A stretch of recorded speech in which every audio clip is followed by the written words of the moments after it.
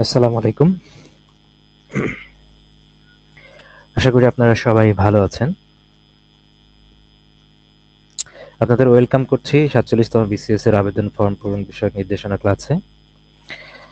ক্লাসটাতে আমরা as a whole আমরা পুরো আবেদন ফর্মটা দেখব, কোথায় কোন ইনফরমেশন দিতে হয়, কোন ইনফরমেশন গুলো নিয়ে আমাদের কনফিউশন কাজ করে,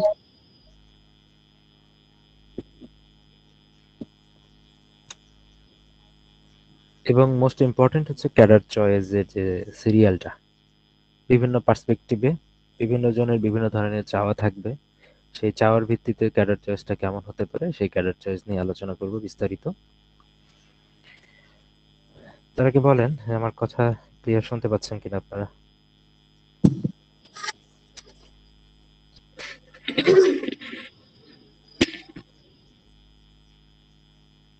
ইজ ইট ওকে?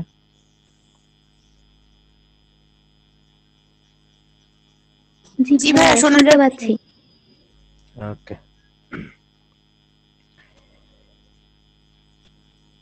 এখন আবেদনের জন্য কিন্তু পিএসসির একটা গাইডলাইন কিন্তু অলরেডি দিয়েই দিয়েছে, হ্যাঁ, এবং ডিটেলস গাইডলাইন কিন্তু দিয়ে দিয়েছে। শুধু ওখানে হয়তো ক্যাডার চয়েসটা তো বলে দেয় নাই, এতটুকুই বাদ আছে শুধু। আপনি যদি দেখেন যে এখানে কিন্তু প্রায় ৩১ পেজের একটা ইনস্ট্রাকশন দিয়ে দিয়েছে। তো অনেক সময় হয় কি যে এখানে লেখা থাকে অনেক কিছু, অনেকে আমরা এই লেখাটা পড়ে দেখি না, যার কারণে হয়তো ফুল ইনস্ট্রাকশন যে পিএসসি দিয়েছে এটা আমরা অনেকে জানিও না। হুম। তো এখানে দেখেন একটা কথা, আমি পুরো আবেদন ফর্ম ধরে ধরে আমি কথা বলবো। তারপরেও যদি কেউ আবেদন করতে শুরু করবেন, যখন তার আগে আপনার কি কি ইনফরমেশন নিয়ে বসতে হবে, তার আগে তো অবশ্যই ক্যাডার চয়েস নিয়েও বসতে হবে। সে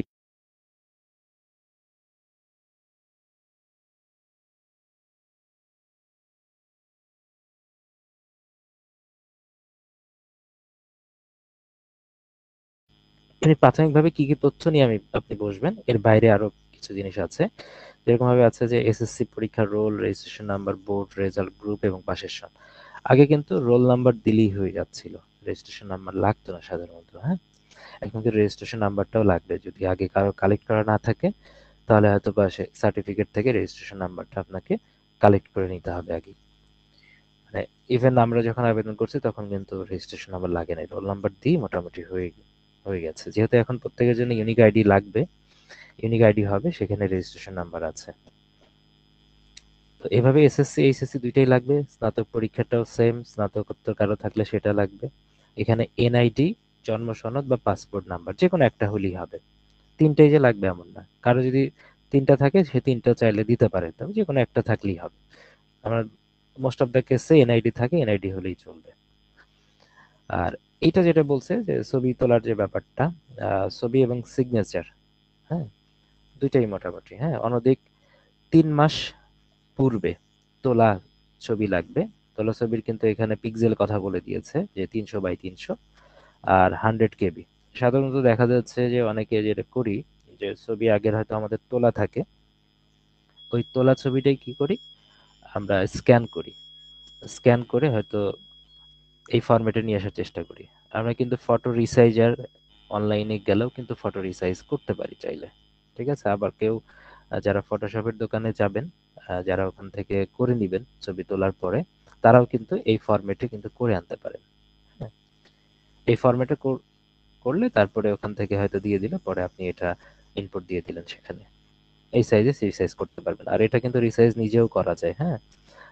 যদি আপনি অনলাইনে ফটো রিসাইজার লিখে সার্চ দেন তাহলে দেখবেন যে ফটো রিসাইজারের জন্য অনেকগুলো ওয়েবসাইট আসবে। তো সেখানে ৩০০ বাই ৩০০ এবং কিলোবাইটটাও কিন্তু সিলেক্ট করা যায় যে কত কিলোবাইটের নিচে আপনি চাচ্ছেন, সেটাও কিন্তু আপনি এখান থেকে রিসাইজ করতে পারবেন। চেষ্টা করবেন যে সদ্য তোলা ছবি যেটা আছে সেটাই দেওয়ার চেষ্টা করবেন। খুব বেশি আগে আপনি যেটা দিয়ে আপনি হয়তো অনার্স ফার্স্ট ইয়ারের পরীক্ষা দিয়েছেন, সে অনার্স অনার্স ফার্স্ট ইয়ারের পরীক্ষার যে ছবিটা সেটা যদি এখানে দেন আসলে বেমানান লাগবে, হ্যাঁ। এখানে যারা একদম নতুন, যারা কিনা গত বিসিএস গুলো দিয়েছেন তারা এটা জানেন, আর যারা একদম নতুন তারা একদম নতুন করে তুলে দেওয়ার চেষ্টা করবেন।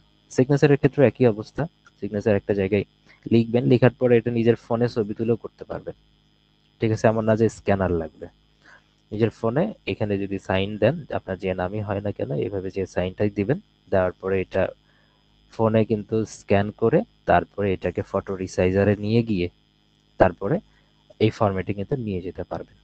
ঠিক আছে, 300/80, এবং সেটা 60 কিলোবাইটের নিচে থাকবে। এবং এই যে দুইটা সাইজ আপনি ছবি এবং সিগনেচার যে সাইজটা করে নিলেন, এইটা করার পরে আপনারা গুগল ড্রাইভে সেভ করে রাখবেন। আগামীতে যতগুলো অ্যাপ্লিকেশন আপনি করবেন চাকরি পরীক্ষার, সবগুলোতে মোটামুটি সেম সাইজ এবং সিগনেচার লাগবে। ওখানে সেভ করে রাখলেন, পরবর্তীতে ওখান থেকে ডাউনলোড করে শুধু আবেদনপত্রে এটা অ্যাড করে দিবেন। ঠিক আছে, এই কাজটা কিন্তু করবেন। আবার অনেকে যারা প্রথমবারের মতো আবেদন করছেন তাদের জন্য কিন্তু নিজের উচ্চতা হয়তো বা এক্সাক্টটা জানেন না, যেটা সেন্টিমিটারে দিতে হবে। হয়তো আপনি ফুটে জানেন যে এত ফুটে এত ইঞ্চি, সেটা সেন্টিমিটারে কনভার্ট করতে হবে। আপনার ওজন এবং বুকের মাপ এটাও দেখতে হবে। উচ্চতার ক্ষেত্রে আবার ক্যাডার ভেদে পুলিশ এবং আনসার ক্যাডারের ক্ষেত্রে একটা নির্দিষ্ট মেজারমেন্ট আছে, সেটা আপনাকে দেখতে হবে। এটা আমরা যখন ইন ডিটেলসে যাব তখন আমরা এটা বুঝতে পারবো। আর বিজ্ঞপ্তির কপির কথা বলছে, আর সাথে যেটা লাগবে সেটা হচ্ছে যে আপনার চয়েস লিস্টটা লাগবে। কারণ আবেদন যখন করতে যাবেন তখন তো খুব বেশি দেরি করা যাবে না। এগুলো নিয়েই আপনাকে বসতে হবে, যাতে খুব দ্রুততম সময় তথ্য দিয়ে আপনি অ্যাপ্লিকেশনটা কমপ্লিট করে ফেলতে পারেন। ঠিক আছে, এটা কিন্তু এখানে বলা আছে। আর এখানে দেখেন নিচে আর একটা ফ্লো চার্ট দেওয়া আছে, আসলে কি কি জিনিস লাগবে অ্যাজ এ হোল, একদম শুরু থেকে একদম পেমেন্ট পর্যন্ত পুরোপুরি এখানে কিন্তু দেওয়া আছে। তো এটার সামারিটা আমি সবার শেষে করব প্রয়োজনে। আমরা ফর্মের দিকে চলে যাই। ফর্মের দিকে গেলে আমরা এখানে দেখতে পাবো। প্রথমে তো আপনারা অ্যাডভার্টাইজমেন্টটা দেখেছেন, এইভাবে একটা অ্যাডভার্টাইজমেন্ট হয়েছে 28 নভেম্বরে। তারপরে আবার সংশোধনী কিছুটা এসেছে, সেটা আলাদা বিষয়। এখানে যে ক্যাডারগুলো আমরা দেখি শুরুতে, যে কোন ক্যাডারে কতগুলো নিবে শূন্য পদ, এটা একটু দেখার চেষ্টা করি। যে প্রশাসন ক্যাডারে কতগুলো নিবে। প্রশাসন ক্যাডারে বরাবরই প্রত্যেকটা বিসিএস এ বেশি নেয়, সেটাতে 200টা নিবে। আর মোটামুটি এখন সেকেন্ড হাইস্ট যেটা বিসিএস ট্যাক্সেশন, বিসিএস কর, এটা বেশি নিচ্ছে। গত কয়েক বিসিএস থেকে বেশি হচ্ছে, সেকেন্ড পজিশনে বলা চলে এটা। পুলিশটা 100 থাকে, মোটামুটি এরকম 80 থেকে 100টা এরকম থাকে। আর ট্যাক্স ক্যাডার এখন কিন্তু অনেক বেড়েছে, সামনেও বাড়বে।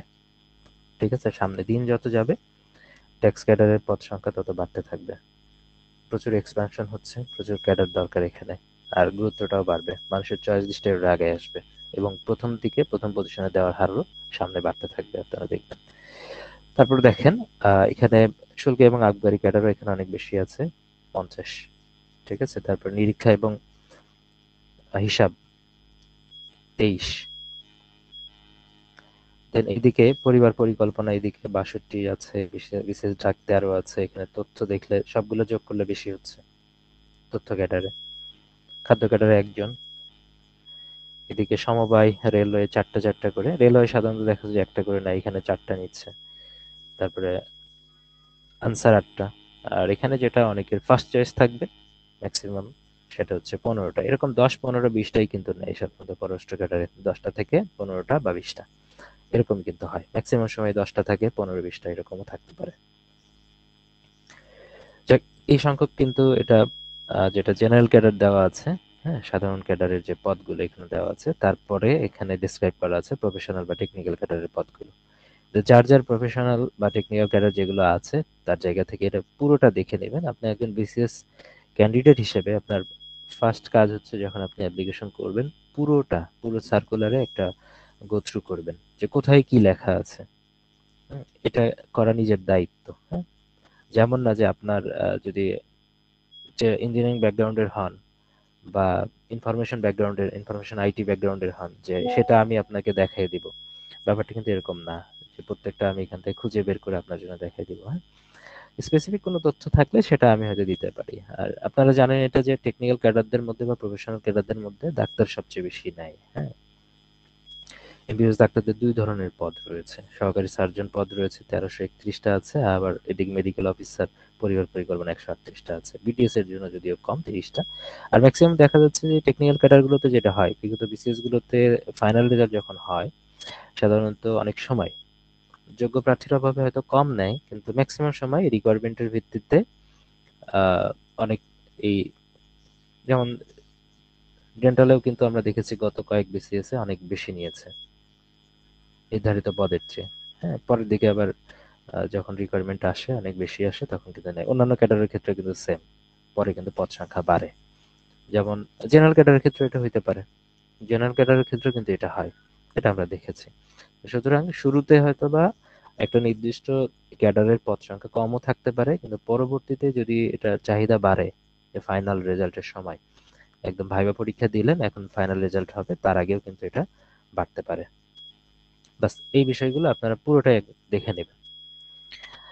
দেখেন, আবেদন যখন আপনি করবেন, তখন এটা কাজ হলো যে ফার্স্ট কাজ অ্যাজ এ বিসিএস ক্যান্ডিডেট, হ্যাঁ, নিজের আবেদন ফর্মটা নিজে পূরণ করতে শেখা। প্রয়োজনে আপনি নিজের ফোন থেকে, নিজের ল্যাপটপ থেকে কয়েকবার ট্রাই করেন। কয়েকবার ট্রাই, যদি এক দুইবারে না হয়, আপনি পেমেন্ট করার আগ পর্যন্ত বারবার কারেকশন করতে পারবেন, এটা কোনো সমস্যা না। কিন্তু দোকানে গিয়ে আবেদন করার প্রবণতা কমিয়ে আনেন। হ্যাঁ, অনেকে আছে যে ফোন দিয়ে আবেদন কমপ্লিট করে ফেলতে পারে, কিন্তু অনেকে আছে এটা করতে পারে। এটা চেষ্টা করতে হবে নিজের আবেদন ফর্মটা নিজে পূরণ করা। আর একান্তই যাদের পারবেন না, তারপরেও যদি কোনো কম্পিউটার দোকানে গিয়ে করতেই হয়, সেখানে গিয়ে খুব সতর্কতার সাথে করতে হবে। কারণ আপনি আপনার কাজটা যত যত্ন নিয়ে করতে পারবেন, আপনার পক্ষ থেকে অন্য কেউ বা যারা প্রফেশনালি এই কাজটা করে কিছু টাকার বিনিময়ে, তারা কিন্তু অতটা যত্ন নিয়ে করবে না। সামান্য একটু ভুল হলে কিন্তু পুরো আবেদনটাই আপনার ভেস্তে যেতে পারে। অন্ততপক্ষে পেমেন্ট করার আগ পর্যন্ত প্রত্যেকটা তথ্য নিজে পূরণ করেন, অথবা বাইরে কাউকে দিয়ে পূরণ করেন। প্রত্যেকটা তথ্য ২ থেকে ৩ বার ক্রস চেক করে নেবেন, ভালোভাবে দেখে নিবেন। ঠিক আছে? ওকে। দেখেন, আবেদনপত্র এটা যখন আপনারা পূরণ করতে যাবেন, তখন প্রথম কাজ হলো যে একটা ওয়েবসাইটে আপনাকে যেতে হবে। এখানে দেখেন ফার্স্ট পেজে কিন্তু ওয়েবসাইটের কথা বলা আছে।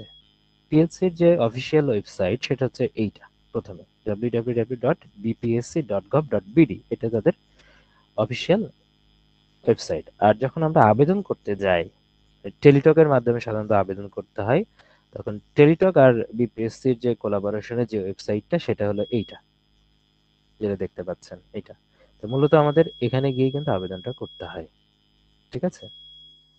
এটাতে গিয়ে কিন্তু আবেদনটা আমাদের কমপ্লিট করতে হয়।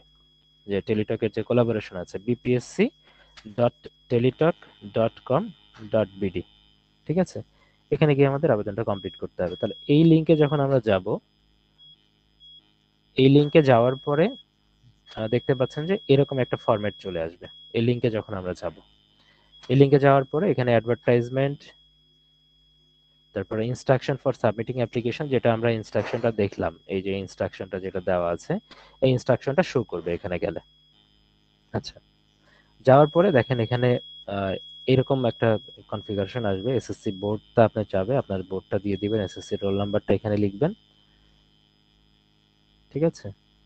দেন এখানে এই রেজিস্ট্রেশন নাম্বার লাগছে, আর এসএসসি ইয়ার, সবগুলো যদি কারেক্ট, মানে কারেক্ট থাকে। হ্যাঁ, কারেক্ট না থাকলে কিন্তু কি হবে, আপনি পরের পেজে যেতে পারবেন না, নেক্সট করে যেতে পারবেন না। আচ্ছা, এই ইনফরমেশন গুলো দিলেন, এখন আপনি কোন ক্যাডারের জন্য অ্যাপ্লিকেশন করতে যাচ্ছেন? শুধু জেনারেল ক্যাডারের জন্য যাচ্ছেন, শুধু টেকনিক্যাল বা প্রফেশনাল ক্যাডারের জন্য যাচ্ছেন, না বোথ ক্যাডারের জন্য যাচ্ছেন? এটা শুরুতেই আপনাকে সিলেক্ট করে নিতে হবে, পরে গিয়ে সিলেক্ট করার কোনো সুযোগ নেই, ফার্স্ট পেজেই করতে হবে। তবে পেমেন্টের আগ পর্যন্ত বারবার এটা চেঞ্জ করতে পারবেন প্রয়োজনে, কিন্তু এটা যখনই করেন না কেন, শুরুতে আপনাকে সিলেক্ট করেই কিন্তু যেতে হবে। তাহলে আপনার যেটা পছন্দ, আপনার যদি বোথ ক্যাডারে কোয়ালিফিকেশন থাকে বোথ ক্যাডার দিবেন, আপনার ওই রিলেটেড টেকনিক্যাল সাবজেক্ট যদি থাকে তাহলে দিবেন, না হলে জেনারেল ক্যাডার। বা শুধু টেকনিক্যাল ক্যাডারে যদি যেতে চান, যে জেনারেল ক্যাডারে আপনি যাবেন না, সেক্ষেত্রে শুধু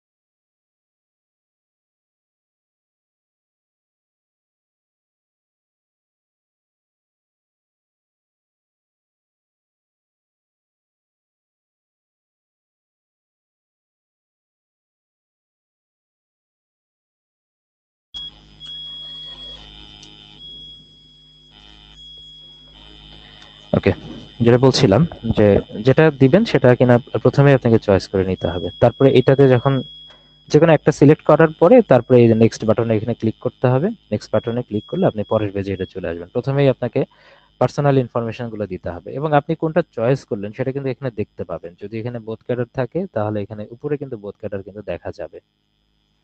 ঠিক আছে, তারপরে এখানে ইনফরমেশন গুলো দিবেন, আপনার নাম দিবেন, আপনার বাবার নাম, মার নাম, এই তিনটা কিন্তু অটো সিলেক্ট হয়ে থাকবে। এই তিনটা কিন্তু কি অটো সিলেক্ট হয়ে থাকবে, কারণ ওখানে যে ইনফরমেশনটা দিলেন এখানে অটো চলে আসবে। তারপরে আপনাকে ডেট অফ বার্থ দিতে হবে, এগুলো প্রত্যেকটা জিনিস খুব ভালোভাবে খেয়াল করবেন। তারপরে জেন্ডার যেটা আছে সেটা, এমপ্লয়মেন্ট স্ট্যাটাস, এখানে ক্লিক করলে কিন্তু অনেক কিছুই আসবে এমপ্লয়মেন্ট স্ট্যাটাসের ক্ষেত্রে।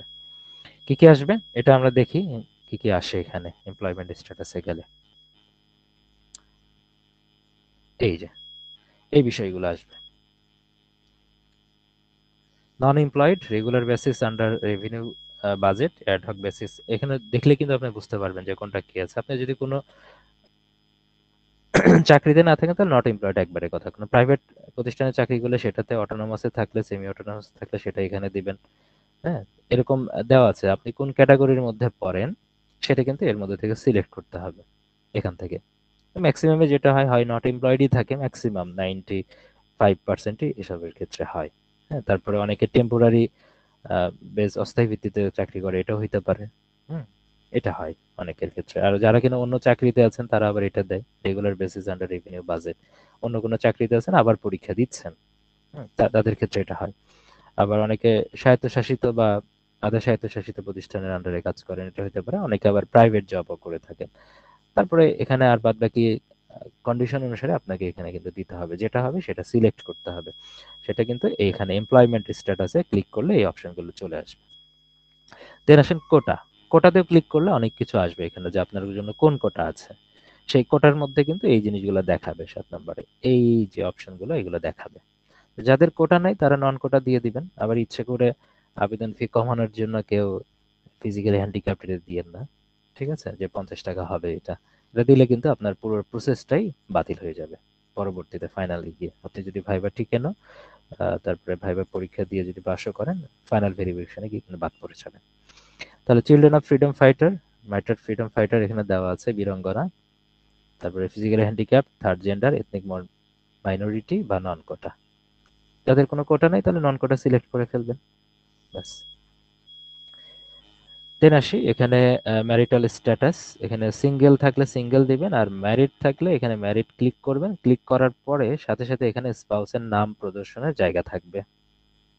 ঠিক আছে, পরে স্পাউসের নাম, মানে ছেলে হলে তাহলে আপনার ওয়াইফের নাম দিবেন, আর ওয়াইফ হলে তার হাজবেন্ডের নাম এখানে লিখে দিবেন। হ্যাঁ, অবশ্যই এনআইডি যেটা দেওয়া আছে, তার এনআইডি যেটা দেওয়া আছে সেটা আপনি এখানে সেই নামটা সেই ফরম্যাটেই সেই স্পেলিং এখানে লিখবেন। ঠিক আছে, ন্যাশনালিটি ডেফিনেটলি বাংলাদেশি এখানে থাকবে সবার জন্য এটা। তারপর আসেন ন্যাশনাল আইডি, বার্থ রেজিস্ট্রেশন এবং পাসপোর্ট। তিনটার মধ্যে যে কোনো একটা ইয়েস করে তথ্য দিলেই হবে। আপনি যদি তিনটাই নো দেন তাহলে আর সামনে প্রসেস করতে পারবেন না, যে কোনো একটা লাগবেই। ঠিক আছে, ম্যাক্সিমামের ক্ষেত্রে ন্যাশনাল আইডি থাকে, তারা এটাই দেন। ইয়েস দিলে তারপরে এই পাশে একটা উইন্ডো ওপেন হয়ে যাবে, আর একটা বক্স তৈরি হয়ে যাবে। এই বক্সের মধ্যে আপনি তখন ন্যাশনাল আইডির নাম্বারটা দিয়ে দিবেন। ঠিক আছে, তারপর আসেন যে আপনাকে বলেছে আবেদনের আগেই আপনার হাইটটা সেন্টিমিটারে, ওয়েটটা কেজিতে এবং চেস্টটাও সেন্টিমিটারে কিন্তু মেপে নেবেন। তারপরে এটা এখান থেকে সেটা সিলেক্ট করে দিবেন, আপনার হাইট, ওয়েট এবং চেস্টের সাইজটা কত। ঠিক আছে, এটা কমপ্লিট হয়ে গেলে তারপরে আসেন present and permanent address. Present and permanent অ্যাড্রেসের ক্ষেত্রে যাদের প্রেজেন্ট অ্যাড্রেসের কোনো স্ট্যাবিলিটি নাই, যে আজকে এখানে আছেন কাল ওখানে আছেন, বিশেষ করে যারা ফ্যামিলি নিয়ে থাকেন না, যারা সিঙ্গেল থাকেন বা ব্যাচেলর থাকেন, তাদের জন্য আমি যেটা বলবো যে তাদের প্রেজেন্ট এবং পার্মানেন্ট অ্যাড্রেসটা সেম দিবেন। পার্মানেন্ট অ্যাড্রেস যেটা কিনা আপনাদের এনআইডি তে দেওয়া আছে, এনআইডির পার্মানেন্ট অ্যাড্রেসই আপনাকে ইউজ করতে হবে এখানে। আর প্রেজেন্ট অ্যাড্রেসে সেটার ক্ষেত্রে আপনি এটা ব্যবহার করবেন। তো যাদের ক্ষেত্রে এরকম হয় যে প্রেজেন্ট অ্যাড্রেস হয়তো গ্রামে অনেকদিন আগে ছিলেন, আপনার বাবাও থাকে না, আপনার বাবা সহ বা পুরো ফ্যামিলি সহ আপনারা প্রেজেন্ট অন্য কোনো অ্যাড্রেসে অনেক বছর ধরেই আছেন, 5, 7, 8 বছর, 10 বছর, এরকম বছর ধরে যদি থাকেন, সেক্ষেত্রে কিন্তু আপনারা ওই প্রেজেন্ট এবং পার্মানেন্টটা ভিন্ন দিতে পারেন। যে আপনি পার্মানেন্টে মানে প্রেজেন্ট অ্যাড্রেসে অনেক দিন ধরে আছেন, আশেপাশে মোটামুটি সবাই আপনাকে চেনেন, আপনাদের চেনে, হ্যাঁ, সেক্ষেত্রে আপনারা এটা দিতে পারেন। আর যদি ঝামেলা এড়াতে চান, যে মনে হয় যে না প্রেজেন্ট অ্যাড্রেসেই পার্মানেন্ট অ্যাড্রেসে আপনি দিবেন, দুইটাই দিতে পারেন। তাহলে ভেরিফিকেশনের জায়গাটা কম হলো, একটা জায়গায় ভেরিফিকেশন হয়ে গেল। তাহলে এটা অনেক সময় ঝামেলা এড়ানো যায় এইভাবে। ঠিক আছে? আর যারা কিনা ব্যাচেলর আছেন, আজকে হোস্টেলে থাকছেন, কালকে ঢাকার এখানে থাকছেন, কাল পরশুদিন রংপুর, পরদিন সিলেট, এরকম থাকছেন, তাদের জন্য কখনোই প্রেজেন্ট অ্যাড্রেস এইভাবে দেওয়ার দরকার নেই। পার্মানেন্ট অ্যাড্রেস দুই জায়গায় দিবেন। ওকে, এখানে যা যা তথ্য চেয়েছে সেভাবেই কিন্তু দিতে হবে। এরপরের পেজে same, care of village, district, উপজেলা। ডিস্ট্রিক্ট ক্লিক করলে কিন্তু ডিস্ট্রিক্টের নাম আসবে, তারপরে তার আন্ডারে সবগুলো উপজেলা আসবে, এইভাবে দুই জায়গায় আসবে। পোস্ট অফিসের নাম এবং পোস্ট কোডটা যদি অপশনাল দেওয়া আছে, তারপরে আপনার পোস্ট কোডটা জানা দরকার। আপনার আইডি কার্ডের পিছনেই আপনার যদি পার্মানেন্ট অ্যাড্রেস দেন, পোস্ট কোডটা দেওয়া আছে, ওই পোস্ট কোডটা কিন্তু ওখান থেকে নিয়ে দিবেন। ঠিক আছে? তারপর আসেন কন্ট্যাক্ট নাম্বার। এই কন্ট্যাক্ট নাম্বার অবশ্যই এটা আপনার কন্ট্যাক্ট নাম্বার এখানে দিবেন। ঠিক আছে? এবং সেই কন্ট্যাক্ট নাম্বারই দিবেন যেটা মোটামুটি আপনি আগামী অনেক বছর ব্যবহার করবেন, সহজে চেঞ্জ করবেন না। এমন না যে আপনি অনেকগুলো আপনার সিম আছে, আপনি আজকে এক সিম ব্যবহার করছেন, 2 মাস পর আরেক সিম নিচ্ছেন, 1 বছর পর ওই সিম ফেলে দিচ্ছেন, এমন যেন না হয়। আপনার নাম যেরকম আপনার আইডেন্টিটির সাথে যেন একটা ফোন নাম্বার অবশ্যই থাকে, যাতে যাতে করে এই ফোন নাম্বারটা অনেক বছর ধরে চলবে। আপনি এখন চাকরিতে আবেদন করছেন, চাকরিতে জয়েন করবেন, চাকরি লাইফেও যেন ওই ফোন নাম্বারটা ইউজ হয়, এমন একটা ফোন নাম্বার বা এমন একটা আহ, অবশ্যই সেটা ব্যবহার করা উচিত, যেটা কিনা অবশ্যই এটা আপনার স্ট্রং পার্সোনালিটি একটা পরিচয়, যে একটা নির্দিষ্ট ফোন নাম্বার থাকা উচিত। এবং সেই নাম্বারটা এখানে আপনি অবশ্যই টাইপ করবেন, কারণ ওই নাম্বারে আপনার সমস্ত এসএমএস যাবে, সবকিছু আপনি এখান থেকে জানতে পারবেন। Most important, exam centre. Exam সেন্টারে ক্লিক করলে এখানে কিন্তু বিভাগীয় শহরগুলোর সবগুলোর নাম চলে আসবে। এক্সাম সেন্টার, আচ্ছা, এখানে আমি যেটা বলছিলাম কিছুক্ষণ আগে, যেটা মিস করে গেছি, যে হাইট, ওয়েট এবং চেস্টের মধ্যে, এটা আমি শুরুতে বলতে চাইছিলাম যে পুলিশ এবং আনসার ক্যাডারের কিন্তু ভিন্নতা আছে। অবশ্যই আপনাকে অন্য ক্যাডারের ক্ষেত্রে যদি এখানে যেটা দেওয়া আছে, এই হাইটের চেয়ে যদি একটু কমও হয় বা ওয়েটটা যদি একটু কমও হয়, তারপরেও চলবে, অতটা রিগোরাসলি এখানে দেখা হবে না। কিন্তু পুলিশ এবং আনসার ক্যাডারের ক্ষেত্রে এখানে যে ন্যূনতম উচ্চতা দেওয়া আছে, আপনাকে কিন্তু এটা মেনটেন করতে হবে। ওজন এদিক ওদিক হতে পারে। আজকে আবেদনের সময় এটা আছে, 2 বছর পরে যখন আপনার ফাইনাল নিয়োগ পাবেন, তখন আপনার ওজন বাড়তেও পারে, কমতেও পারে, সেটা আলাদা বিষয়। হাইটটা কিন্তু আপনাকে দেখতে হবে, আপনার হাইট কিন্তু আর কমবে বাড়বে না। ঠিক আছে? তাহলে এইটা কিন্তু অবশ্যই খেয়াল করতে হবে পুলিশ এবং আনসার ক্যাডারের ক্ষেত্রে। অন্য ক্যাডারের ক্ষেত্রে এখানে যেটা দেওয়া আছে তার চেয়ে একটু কম হলেও কিন্তু খুব একটা সমস্যা হবে না। ওকে, আচ্ছা, যেটা এখানে পরে যেটা দেখলাম, এক্সাম সেন্টার যখন আপনি ক্লিক করবেন, তখন এই সবগুলো এক্সাম সেন্টার কিন্তু এখানে চলে আসবে, সমস্ত বিভাগের শহরের নাম। 8টা কেন্দ্র আছে। এখন আপনি যেখানে দিতে চান, এবং খেয়াল রাখতে হবে শুধু এক্সাম সেন্টার সিলেক্ট করার ক্ষেত্রে আপনাকে রিটেন পরীক্ষার বিষয়টা খেয়াল রাখতে হবে। রিটেন পরীক্ষা প্রায় 1 সপ্তাহ বেশি সময় ধরে হয়। আহ, যদি আপনি 10 দিন ধরেন সব মিলে, এদিকে শুক্র শনি যাতায়াত সহ, আগের দিন স্টে করা সহ, সব টোটাল যদি 10 দিন ধরেন, এই 10 দিন আপনি কোথায় থাকবেন?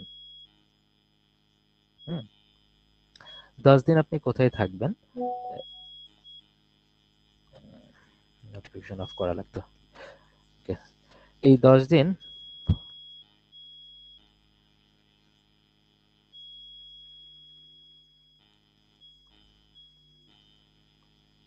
দেখেন এই 10 দিন আপনি কোথায় থাকবেন, মানে তার উপর ভিত্তি করে কিন্তু সেন্টারটা আপনি দিবেন। মানে এটা একটা অ্যাজাম্পশন করতে হবে আপনাকে। আজকে হয়তো আপনি দেখা যাচ্ছে কোনো একটা বা পড়ার স্বার্থে বা কোনো একটা কাজে আপনি হয়তো সিলেট আছেন, কিন্তু আপনি দেখা যাচ্ছে রিটার্ন পরীক্ষার সময় ডেফিনেটলি হয়তো বা ঢাকায় থাকবেন, বা আপনার নিজ জেলা যদি ময়মনসিংহ হয়, হয়তো ময়মনসিংহ থাকতে পারেন। তাহলে সেইভাবে কিন্তু সেন্টারটা ওইভাবে দিবেন, যে প্রিলির কথা চিন্তা করে কিন্তু সেন্টারটা দিবেন না। রিটেনের কথাটা চিন্তা করে, যে আপনি রিটেনের সময়টাতে কোথায় থাকতে পারবেন, তারপর ভিত্তি করে সেন্টারটা চুজ করবেন। যদি এমন হয় যে না ঢাকায় আছেন, ঢাকায় প্রস্তুতি নিচ্ছেন শুরু থেকে, তাহলে ডেফিনেটলি ঢাকায় দিবেন সেক্ষেত্রে, হ্যাঁ। আর এছাড়া আপনারা যে যে জেলায় আছেন, এছাড়া যে যে জেলায় আছেন, সেসব জেলাতেই কিন্তু কন্টিনিউ করবেন। ঠিক আছে? যে জেলায় আছেন, মানে বিভাগে আছেন, হ্যাঁ, সেই বিভাগে। আপনি যদি এমন হয় যে আপনি খুলনাতেই থাকেন, তাহলে ডেফিনেটলি খুলনায় দিবেন।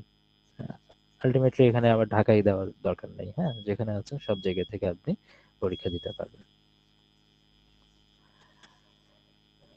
ওকে, তারপরে আসি এখানে কিন্তু একটা কথা বলা আছে দেখেন, এই যে গাঢ় করে এখানে দেওয়া আছে, এখানে যে ভুল করে যদি টিক চিহ্ন পড়ে যায় তাহলে কিন্তু ক্ষতি আছে। Question version, tick the box if you want English version question for the preliminary test. যারা কিনা ইংলিশ মিডিয়ামের স্টুডেন্ট ছিলেন এবং ইংলিশ মিডিয়ামেই পরীক্ষা দিতে চান বা ইংলিশ প্রশ্নেই যারা পরীক্ষা দিতে চান তারা কিনা এখানে টিক চিহ্ন দিবেন, ঠিক আছে? অন্যথায় টিক চিহ্ন দিবেন না। যারা ইংলিশ কোশ্চেনে পরীক্ষা দিতে চান তারাই একমাত্র টিক চিহ্ন দিবেন, আর বাদ বাকি এখানে টিক চিহ্ন দিবেন না কেউ। আর এটা ফাঁকা থাকলে সবাই বাংলা প্রশ্নই পাবেন, ঠিক আছে?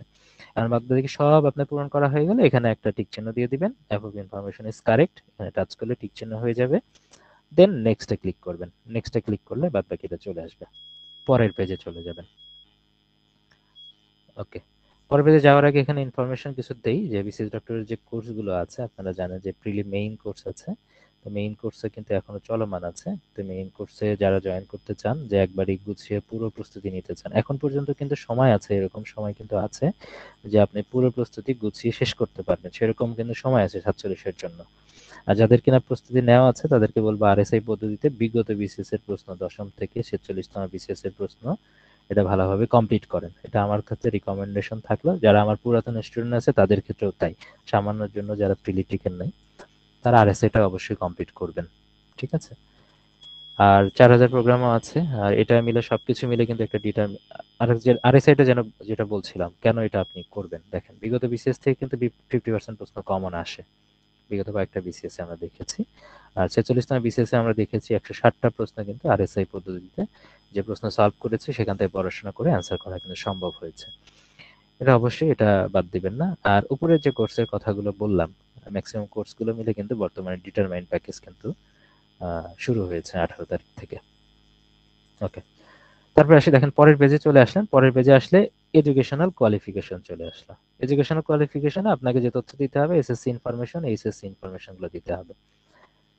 এক্সামিনেশনটা কত সালে, বোর্ড সরি এক্সামিনেশনটা যেটা দেওয়া আছে এখানে সিলেক্ট অন, এখানে ক্লিক করলে যেটা আসবে যে আপনি এই যে এখানে দেওয়া আছে কি এক্সামটা দিয়েছেন, আপনি কি জেনারেল লাইনে দেওয়া আছে, এসএসসি এইচএসসি এরকম দেওয়া আছে কিনা, তারপরে আলিম, business management, diploma, A level না এইচএসসি ভোকেশনাল, এটা দেওয়া আছে। এইচএসসিটা এসএসসিটা তো আপনার অলরেডি ওখানে পূরণ করাই কিন্তু আছে। আগে যখন আপনি তথ্য দিয়েছেন, খেয়াল করেন ফার্স্ট পেজে যখন তথ্য দিয়েছেন, ফার্স্ট পেজে এই ফার্স্ট পেজ থেকেই কিন্তু তথ্যটা এখানে অটোমেটিক নিয়ে নিবে মোটামুটি, হ্যাঁ? আর সেকেন্ড পেজ মানে পরে কিন্তু প্রথমে কিন্তু আপনি এইচএসসির ইনফরমেশনটা দেন নাই, তাহলে এই এইচএসসির ইনফরমেশনটা এখন দিতে হবে এখানে। তো এক্সামিনেশন কোন এক্সামিনেশন, এইচএসসি হলে মাদ্রাসার লাইন হলে সেটা দিবেন, বোর্ড সিলেক্ট করবেন, রোল নাম্বারটা এখানে লিখতে হবে, রেজাল্ট, তারপর গ্রুপ, পাসিং ইয়ার। রেজাল্ট ডেফিনেটলি যাদের জিপিএ তে আছে জিপিএ তে লিখবেন, জিপিএ 5 থাকলে, জিপিএ 4.29 থাকলে সেটা লিখবেন। যে যেভাবে আছেন সে সেভাবেই কিন্তু এখানে দিয়ে দিবেন। এটা এখানে কিন্তু বলা আছে। এবার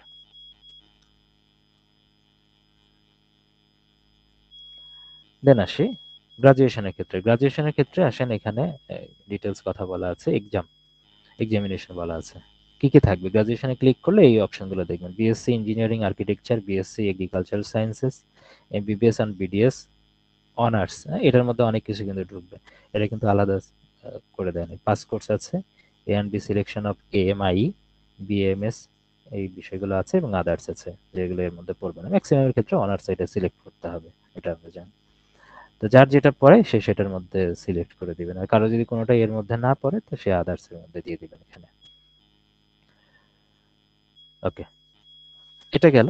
তারপরে আপনার সাবজেক্ট যেটা আছে সবগুলো সাবজেক্ট কিন্তু এখানে শো করবে, হ্যাঁ? সাবজেক্টের লিস্ট প্রচুর আছে, অনেক বড় লিস্ট আছে, হ্যাঁ? পরের দিকে আর না যাই, এখানে আপনি যা পড়েছেন প্রত্যেকটা সাবজেক্টের নামই কিন্তু এখানে আসবে, এখানে স্ক্রল করলে সে সাবজেক্টের নাম দেখতে পাবেন। তারপরে আপনি ইউনিভার্সিটি, আপনি কোন ইউনিভার্সিটির আন্ডারে, সে বাংলাদেশের সমস্ত ইউনিভার্সিটির নাম, মেডিকেল কলেজ, কলেজ সমূহ সমস্ত নাম দেওয়া আছে, ঠিক আছে? সমস্ত কলেজের নাম দেওয়া আছে। তো সেখানে এখানে স্ক্রল করলে আপনার কলেজটা বা ভার্সিটি বা ইনস্টিটিউশনের নাম সেটা দেখতে পাবেন। তো আপনার রেজাল্ট কি ছিল, রেজাল্টে ক্লিক করলে কয়েকটা অপশন আসবে, কি কি অপশন আসবে খেয়াল করে দেখেন। এই যে এরকম ফার্স্ট ডিভিশন বা first class, second class, third class, GPA এর আন্ডারে থাকতে পারে, 4 স্কেলে 5 স্কেলে দুইটাই থাকতে পারে, আর পাশের কথা আছে যে মেডিকেল বা ডেন্টাল যারা আছেন তাদেরকে পাস দিতে হবে, অথবা ইকুইভ্যালেন্ট যারা আছেন, ইকুইভ্যালেন্ট অ্যাফিলিয়েট যারা আছেন এবং আদার্স। ঠিক আছে, এই বিষয়ের ক্ষেত্রে দেখতে হবে। তাহলে এখানে আসবে পাসিং ইয়ারটা দিতে হবে। পাসিং ইয়ারের ক্ষেত্রে অনেকের ক্ষেত্রে কনফিউশন থাকে যে কোনটা সে পাসিং ইয়ার দেবে। ম্যাক্সিমামে দেখবেন পাসিং ইয়ারটা কিন্তু আপনার সার্টিফিকেটের উপরে লেখা থাকে। আপনি যে সার্টিফিকেট পান সেই সার্টিফিকেটের উপরেই কিন্তু লেখা থাকে পাসিং ইয়ারটা। ঠিক আছে, মেবি এটা পাসিং ইয়ারটা ম্যাক্সিমাম ক্ষেত্রে দেখা গেছে যে সার্টিফিকেটের বাম পাশে নিচের দিকে ইয়ারটা লেখা থাকে, ম্যাক্সিমাম ক্ষেত্রে এটা দেখা যায়। ঠিক আছে, ওই পাসিং ইয়ারটা ওখান থেকে নেওয়ার চেষ্টা করবেন। সার্টিফিকেটে কিন্তু লেখা থাকে আপনার পাসিং ইয়ারটা। কোর্স ডিউরেশন 4 বছর হলে 4 বছর, 5 বছরের হলে 5 বছর, সেভাবে আপনি দিবেন। ঠিক আছে, আর এখানে নতুন সংযোজন এবারই যেটা হয়েছে সেটা হলো স্টুডেন্ট আইডি, সেশন এবং রোল নাম্বার।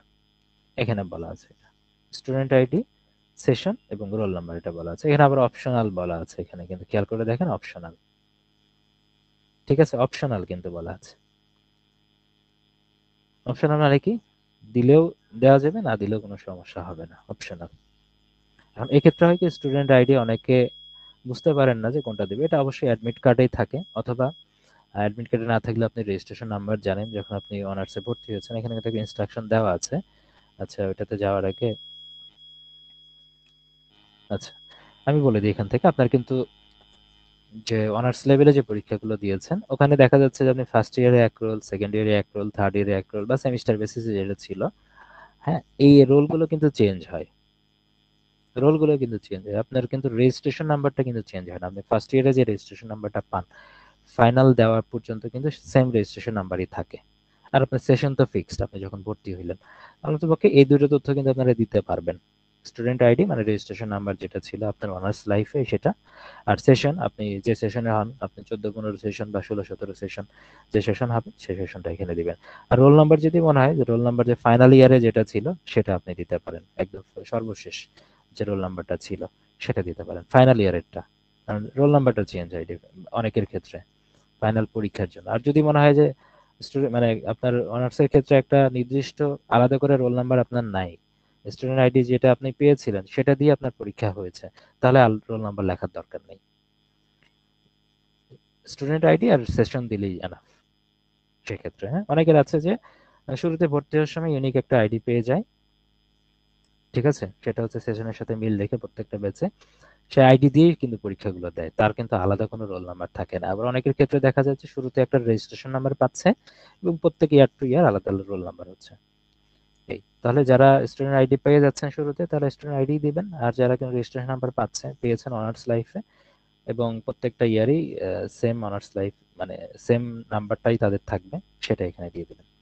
আচ্ছা, এখানে একটা ইম্পর্টেন্ট যে বিষয় সেটা হলো যে এখানে রেজাল্টের ক্ষেত্রে একটু আলোচনা করার বিষয় আছে। রেজাল্টের ক্ষেত্রে সিলেক্ট অন যেটা, এখানে তো এই বিষয়গুলো আছে। অনেক সময় হচ্ছে যে এখানে জিপিএ এর ক্ষেত্রে in scale of 4, GPA in scale of 5, এখানে অনেক সময় জিপিএ ক্যালকুলেশনটা দরকার হয়। অনেকে আছে যে আগের দিনে যে ক্লাস মানে যে ক্লাসিফিকেশনটা ছিল, যে first class, second class, third class, এইভাবে যে বিষয়গুলো ছিল, হ্যাঁ, যে আপনি কার মধ্যে দিবেন, আপনার জিপিএ নাম্বার দেওয়া আছে। এখন জিপিএ ক্যালকুলেশনটা কিভাবে করবেন, জিপিএ এর সাথে তারপরে গ্রেডের সরি ডিভিশন গুলো যেরকম first class, second class, third class, এটা আপনি কিভাবে ক্যালকুলেটটা করবেন সেটা কিন্তু এখানে একটা নির্দেশনা, সুস্পষ্ট নির্দেশনা দেওয়া আছে যে কার মধ্যে আপনার পড়বে। ঠিক আছে, দেখেন এখানে যে বিশ্ববিদ্যালয় যে স্কেলে 4 বা 5 ধরুক না কেন প্রদান করে, সেই সিজিপিএ স্কেলটাকে 80% এর সমান নাম্বার ধরতে হবে। ক্যালকুলেশনের এখানে কিন্তু সুন্দর একটা ট্রিক্স দেওয়া আছে, সেই অনুপাতে সেটাকে আপনাকে শতকরা নাম্বারে রূপান্তর করতে হবে। এবার আসেন যে এখানে কি বলা আছে, যদি আপনার সূত্র অনুযায়ী, যে সূত্রটা আমরা পরের পেজে দেখব, সূত্র অনুযায়ী যদি আপনার 60% এর বেশি নাম্বার থাকে, মোর দেন 60%, তাহলে আপনার সেটার জন্য ফার্স্ট ক্লাস সেটা। যদি আপনার 45 থেকে 60%-এর মধ্যে থাকে তাহলে সেকেন্ড ক্লাস। আর যদি 33 থেকে 45 এর মাঝখানে থাকে, অর্থাৎ 44 পর্যন্ত, ঠিক আছে, এর মধ্যে যদি থাকে তাহলে সেটা থার্ড ক্লাসের মধ্যে কিন্তু পড়বে। এবার আসেন সূত্রটা কি, আপনি কোন সূত্রে ফেলে এটা ক্যালকুলেট করবেন। যদি 4-5 স্কেল যেটাই থাকুক না কেন, তাহলে এটা সূত্রটা কি হবে? সূত্র হলো এইখানে এটা দেওয়া আছে। যেহেতু টোটালটাকে আমরা 80% ধরবো, তাহলে ধরেন 80% আমি এখানে লিখছি 80 ডিভাইডেড বাই, ধরেন আপনার ভার্সিটি থেকে যদি আপনাকে সিজিপিএ আপনার 4 এ থাকে বা আপনার সিজিপিএ যদি 5 এ থাকে, যেটাই থাকুক না কেন, সেটা 4 অথবা 5, যদি 4 থাকে তাহলে আপনি 4 দিয়ে দিলেন এখানে। আর আপনি যেটা পাইলেন সেটা এখানে লিখবেন। আপনি যদি 3.5 পেয়ে থাকেন তাহলে 4 এর মধ্যে, তাহলে এখানে 3.5 এখানে দিয়ে এটাকে ক্যালকুলেট করলে যে পার্সেন্টেজটা আসবে সেটাই কিন্তু, এবং সেই পার্সেন্টেজটা যার মধ্যে পড়ে সেটা কিন্তু এর মধ্যে আসবে চলে। যেমন এখানে উদাহরণ দিয়েছে যে 80 টোটাল, এখানে 4 দ্বারা ভাগ করেছে এবং সে তার সিজিপিএ হলো 3 পেয়েছে। ক্যালকুলেট করলে হয় কত? 60%, অর্থাৎ তার এটা ফার্স্ট ক্লাসের মধ্যে পড়ে। কেউ যদি 5 এর মধ্যে 3 পেয়ে থাকে, এখানে টোটালি এখানে একটা এখানে ইনস্ট্রাকশন দিয়েছে, কারো যদি বিশেষ ক্ষেত্রে এই পরিস্থিতি থাকে তারা এই মানে এইভাবে ক্যালকুলেশন করে তার রেজাল্টটা এখানে কিন্তু ইনপুট দিয়ে দিবে। আর অন্য যারা আছে সরাসরি, তারা সরাসরি সেখানে দিয়ে দিবে। ব্যাস। দেন আসি, এই পেজ গেল। তারপরে এটা অনার্স ইন ইনফরমেশন কমপ্লিট হয়ে গেল গ্রাজুয়েশনে। এবার আসেন মাস্টার্স এর ক্ষেত্রে। মাস্টার্স ইফ অ্যাপ্লিকেবল, যদি অ্যাপ্লিকেবল হয় তাহলে এখানে অবশ্যই একটা টিক চিহ্ন দিবেন, ইফ অ্যাপ্লিকেবল। আর যারা কিনা মাস্টার্স নাই, আমরা জানি মাস্টার্স ছাড়াও এটা পরীক্ষা দেওয়া যায়, যাদের মাস্টার্স নাই তারা কিন্তু এখানে এটা ইনফরমেশন এখানে দেওয়ার দরকার নেই। যে মাস্টার্স আছে তাদের এখানে একইভাবে এক্সামিনেশনের ক্ষেত্রে সাবজেক্ট, ইউনিভার্সিটি, রেজাল্ট, পাসিং ইয়ার, কোর্স ডিউরেশন যেভাবে অনার্স দিয়েছেন মাস্টার্স তো সেম ভাবে দিবেন। আর এখানে যারা আছে টিচার্স ট্রেনিং কলেজের জন্য মানে আলাদা করে এখানে দেওয়া আছে, যাদের যারা টিচার আছে তাদের জন্য এখানে। তো এটা তখন সে টিক চিহ্ন দিবেন, আদারওয়াইজ দরকার নেই। মোস্ট অফ দ্য কেসেস এই দুইটা জিনিস লাগে না। ঠিক আছে? আর উপরে যে তথ্যগুলো আছে একবার দেখে নেবেন সবকিছু। দেখার পরে এখানে যদি কারেক্ট থাকে টিক চিহ্ন দিয়ে দিবেন। দেওয়ার পরে এখানে আবার নেক্সট এ চলে যাবেন। আবার আপনি কিন্তু প্রিভিয়াসেও যেতে পারেন, আগে যে ইনফরমেশন আছে। তবে নেক্সট এই যাওয়ার চেষ্টা করবেন। সেভ হয়ে গেলে আপনি পরের পেজে মানে সেভ করে তারপরে পরের পেজে চলে যাবেন। নেক্সট এ ক্লিক করলে এই ইনফরমেশনগুলো সেভ হয়ে গেল। তারপর পরের পেজে চলে যেতে পারবেন। দেন আসি পরের পেজটা ইম্পর্টেন্ট। থার্ড পার্টে আপনি চলে গেলেন। এবার আসেন ক্যাডার চয়েস। পরের পেজে যখন যাবেন তখন এইরকম করে কিন্তু অপশন এখানে দেখাবে। ঠিক আছে? এখানে কিন্তু অপশন দেখাবে। সব অপশনই থাকবে। জেনারেল ক্যাডারের অপশন থাকবে।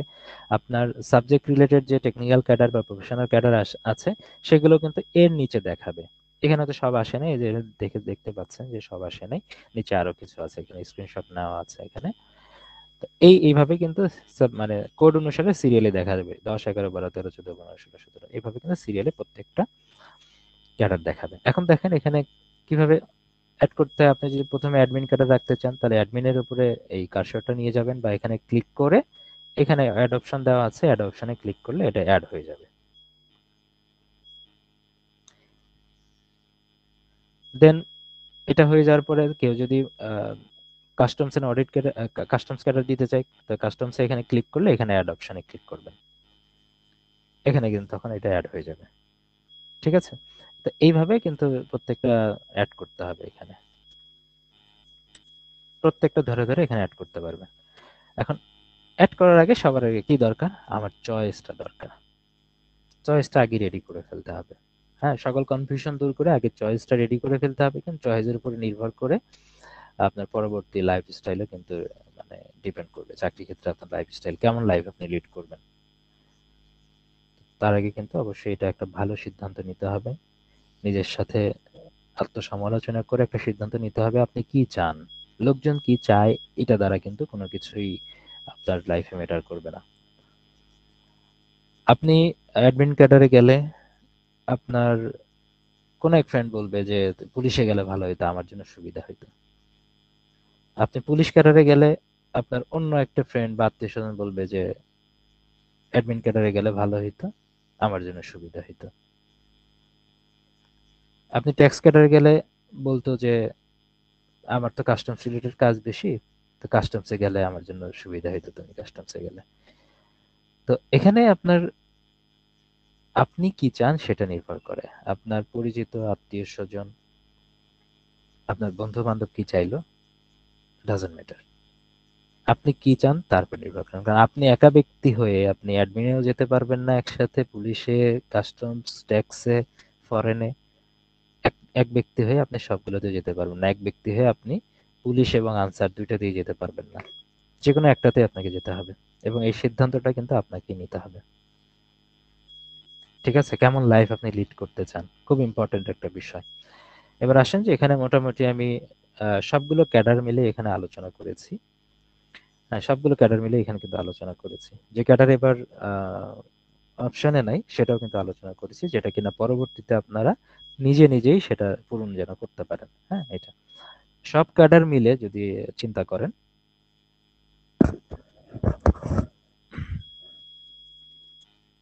১ মিনিট।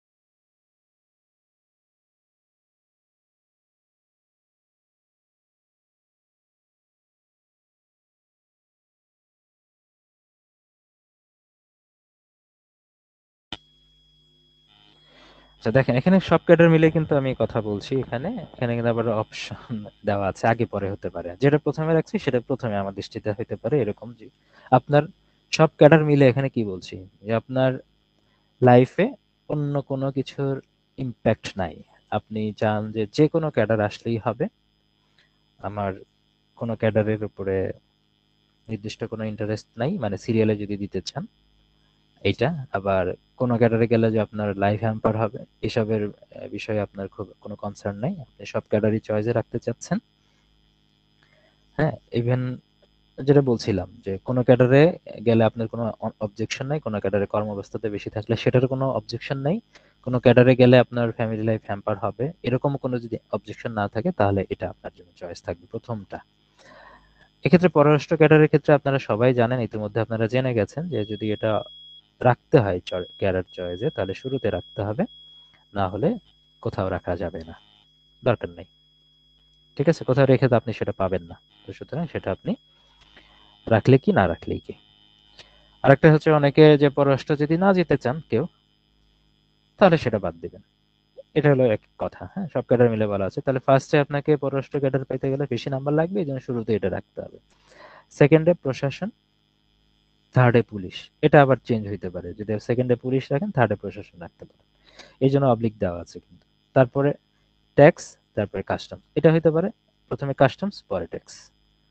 যার যে চয়েস, হ্যাঁ? চয়েস অনুসারে কিন্তু এটা হইতে পারে। কিন্তু সিরিয়ালটা হচ্ছে এরকম ভাবে দিচ্ছি কারণ আপনাকে আ যে সিরিয়ালটা দেওয়া হচ্ছে এইগুলোর ক্ষেত্রে কিন্তু নাম্বারের একটা ভেরিয়েশন থাকবে। যে এখানে সবচেয়ে বেশি নাম্বার লাগবে, তারপরে এদিকে একটু কম করে লাগতে থাকবে। তারপরে অডিট ক্যাডার, তারপরে আনসার ক্যাডার। এটা হইতে পারে যে পুলিশ, প্রশাসন, আনসার এগুলো যাদের কোনো সমস্যা নেই তারা কিন্তু এগুলো এই সিরিয়ালটা মেইনটেইন করবে। তাহলে অডিট ক্যাডার অনেকের আছে হইতে পারে যে আনসারে যেতে চায়, সে আনসার আগে দিবে। এরকম হইতে পারে। তারপর অডিট আনসার, এটার পরে হচ্ছে তথ্য ক্যাডার। তথ্য ক্যাডারের মধ্যে কিন্তু ১২১, ১২২, ১২৩ ৩টা কিন্তু সিরিয়ালে দেওয়া আছে। এবার এই বছর কিন্তু আবার তথ্য ক্যাডারে কিন্তু অনেক পোস্ট আছে। সিরিয়ালেই কিন্তু দিবেন। এই ৩টা দিলে সিরিয়ালেই দিতে পারবেন। তারপর সমবায়, ভাইস ভার্সা হতে পারে।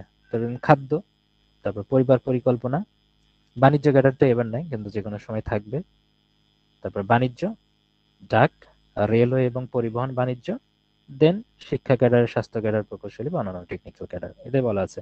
টেকনিক্যাল ক্যাডারটা সবার শেষে রাখা আছে। যারা কিনা একদম জেনারেল ফ্রিক, হ্যাঁ? একদম জেনারেলেই যাবেন। জেনারেল ক্যাডারে যাবেন। আপনার যে পঠিত টেকনিক্যাল বা প্রফেশনাল সাবজেক্ট ছিল, সেই ক্যাডারে যেতে চান না একদম। তারা তো শুরুতে সবগুলো জেনারেল ক্যাডার কমপ্লিট করে তারপরে হয়তো সবার শেষে তার ক্যাডারটা দিবেন। সবার শেষে তার ক্যাডার দিবেন। আমি এটাও বলব যারা কিনা না একদম এমন না যে একদম টেকনিক্যাল ক্যাডার পুরোটাই ছেড়ে দিবেন এরকম না। মোটামুটি টেকনিক্যাল ক্যাডারেও যাওয়ার ইচ্ছা আছে বা প্রফেশনাল ক্যাডারে থাকার ইচ্ছা আছে। তারা মাঝখানে রাখবেন। সেটা কোথায় রাখবেন সেটা আমি সামনে বলে দিব। সামনে আসবে। তাহলে শুরুর অপশনটা কিন্তু এইটা। আপনাকে যদি কোনো ক্যাডার নিয়ে যদি আপনার কোনো অবজেকশন না থাকে বা চাকরির ক্ষেত্রে আপনার ফ্যামিলি লাইফ, তারপরে ইজি লাইফ এটা যদি নাও পান, এই না পেলে যদি কোনো কমপ্লেইন না থাকে তাহলে আপনি এই সিরিয়ালে কিন্তু যাবেন। ঠিক আছে? তাহলে পররাষ্ট্র না দিলে বাদ দিবেন, তাহলে শুরুতে এইভাবে আপনি কিন্তু দিতে পারেন। এবার আসেন যে যেটা আমি ম্যাক্সিমাম প্রশ্ন যেটা পাই আর কি, হ্যাঁ, যে আসলে এটা বিসিএস আলটিমেটলি ৮-১০টা চাকরির মতো এটা একটা চাকরি। ঠিক আছে? আপনি একজন মানুষ, সামাজিক প্রাণী, জীব, যেটাই বলেন না কেন। ঠিক আছে? আপনার নিজস্ব লাইফ আছে, ফ্যামিলি লাইফ আছে, সবকিছুই আছে। হুম? অনেকে আছে যে ফ্যামিলি লাইফটা কমফোর্টেবল রাখতে চায়। অনেকে আছে আমার যারা ফিমেল আছেন যারা, তাদের যে জন্য কমফোর্টেবল একটা বিষয় থাকে। আর অনেকে আছে কর্মক্ষেত্রে ক্ষেত্রে স্বাচ্ছন্দ্য চায়, একটু ফ্লেক্সিবিলিটি চায়। হ্যাঁ? তাদের ক্ষেত্রে একটা চয়েস থাকতে পারে। ঠিক আছে? এটা মোটামুটি এখানে বলেছি আরকি, হ্যাঁ? দেখেন। এর মধ্যে আবার কম বেশি থাকতে পারে। অনেকেই ঢুকাইতে পারেন। হ্যাঁ? এটা একদম আমি একদম নিরেট যে বিষয়গুলো বলেছি যে পররাষ্ট্র শুরুতে রাখতে পারেন।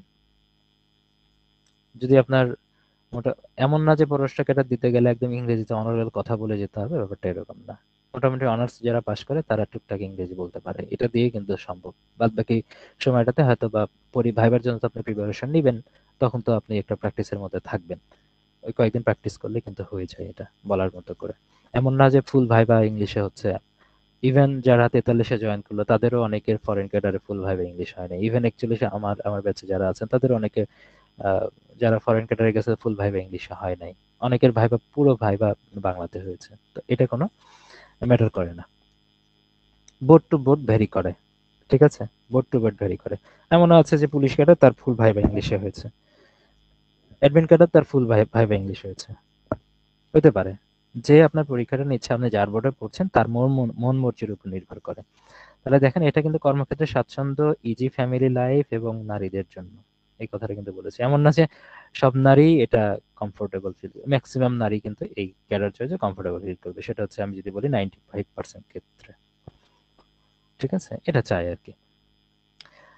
অনেকে আছে যে যারা পুলিশ ক্যাডারে যেতে চায় না, নারী ক্যাডার দিয়ে পুলিশ এবং আনসার ক্যাডারটা অ্যাভয়েড করতে চায়। আবার এদের মধ্যেই আছে যে তারা আবার কিন্তু অ্যাডমিনটা আবার চয়েস করে। তো তারা কিন্তু এখানে নিয়ে আসতে পারে। কিন্তু আমি সব মিলিয়ে যখন একসাথে বলেছি তখন হতে পারে পররাষ্ট্র, তারপরে শুরুতে হতে পারে কেউ কাস্টমস রাখছে বা ট্যাক্স রাখছে। শুরুতেই অনেক আছে ফার্স্ট চয়েস, কাস্টমস অনেক রাখে, প্রচুর আছে যে ওইদিকে যাবেই না, কেউ পররাষ্ট্র যাবে না আর প্রশাসন পুলিশ এগুলো দিবে না। কাস্টমস প্রচুর ফার্স্ট চয়েস রাখে। তারপর ট্যাক্স রাখে সেকেন্ডে, বা ট্যাক্স ফার্স্টে রাখলো, সেকেন্ডে কাস্টমস রাখলো, অডিট। তারপরে নির্ভেজাল চাকরি, ঢাকায় বসে চাকরি করতে পারবেন, বিভাগীয় শহরে বসে চাকরি করতে পারবেন। তথ্য, ঢাকায় বসে চাকরি করতে পারবেন পুরোটা, দৌড়াদৌড়ি করতে হবে না ফ্যামিলি নিয়ে। ঠিক আছে? তাহলে দেখেন খুব কম এগুলোর ক্ষেত্রে।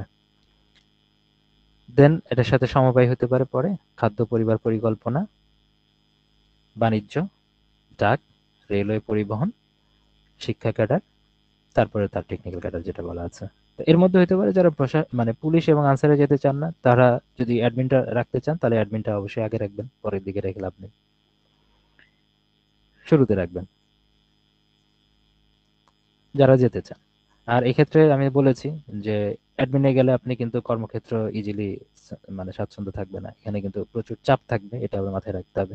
ইজি ফ্যামিলি লাইফ পাবেন না, যার কারণে এখানে আমি অ্যাড করি নাই। আমি ইজি ফ্যামিলি লাইফ আসবে না, আপনার কখনোই আসবে না, এটা সম্ভব না। যে যেটা চাচ্ছেন তারপরে সেটা ডিপেন্ড করে। এটা এমন না যে আপনি আহ অন্যের চয়েসে বা অন্যকে খুশি করতে গিয়ে আপনি চাকরি করতে যাবেন, এটা কখনোই করবেন না। নিজে যেটা চান, নিজের মন যেটা বলে, নিজের লাইফস্টাইল যেরকম, তার সাথে রিলেট করে কিন্তু এটা করতে হবে।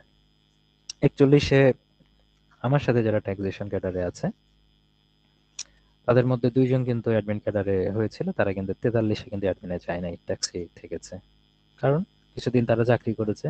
চাকরি করার ক্ষেত্রে তারা চাকরির ক্ষেত্রে দেখেছে সবকিছু মিলে। কর্মপরিবেশ, ইজি ফ্যামিলি লাইফ এখানে মেইনটেইন করা যায় সবকিছু মিলে। ইভেন আমার কথা যদি চিন্তা করেন যে ৪১তম বিসিএস এ যখন ট্যাক্সেশন ক্যাডারে আসলো, তারপরে ৪৩ এবং ৪৪ কিন্তু আমার রিটেন কমপ্লিট করা ছিল তখন। ৪৩-এ ভাইবার ডাক আসলো, আমি কিন্তু আর এক্সাম দিতে চাইনি। কারণ ট্যাক্সেশনের উপরে আমার আছে অ্যাডমিন, পুলিশ এগুলো আছে।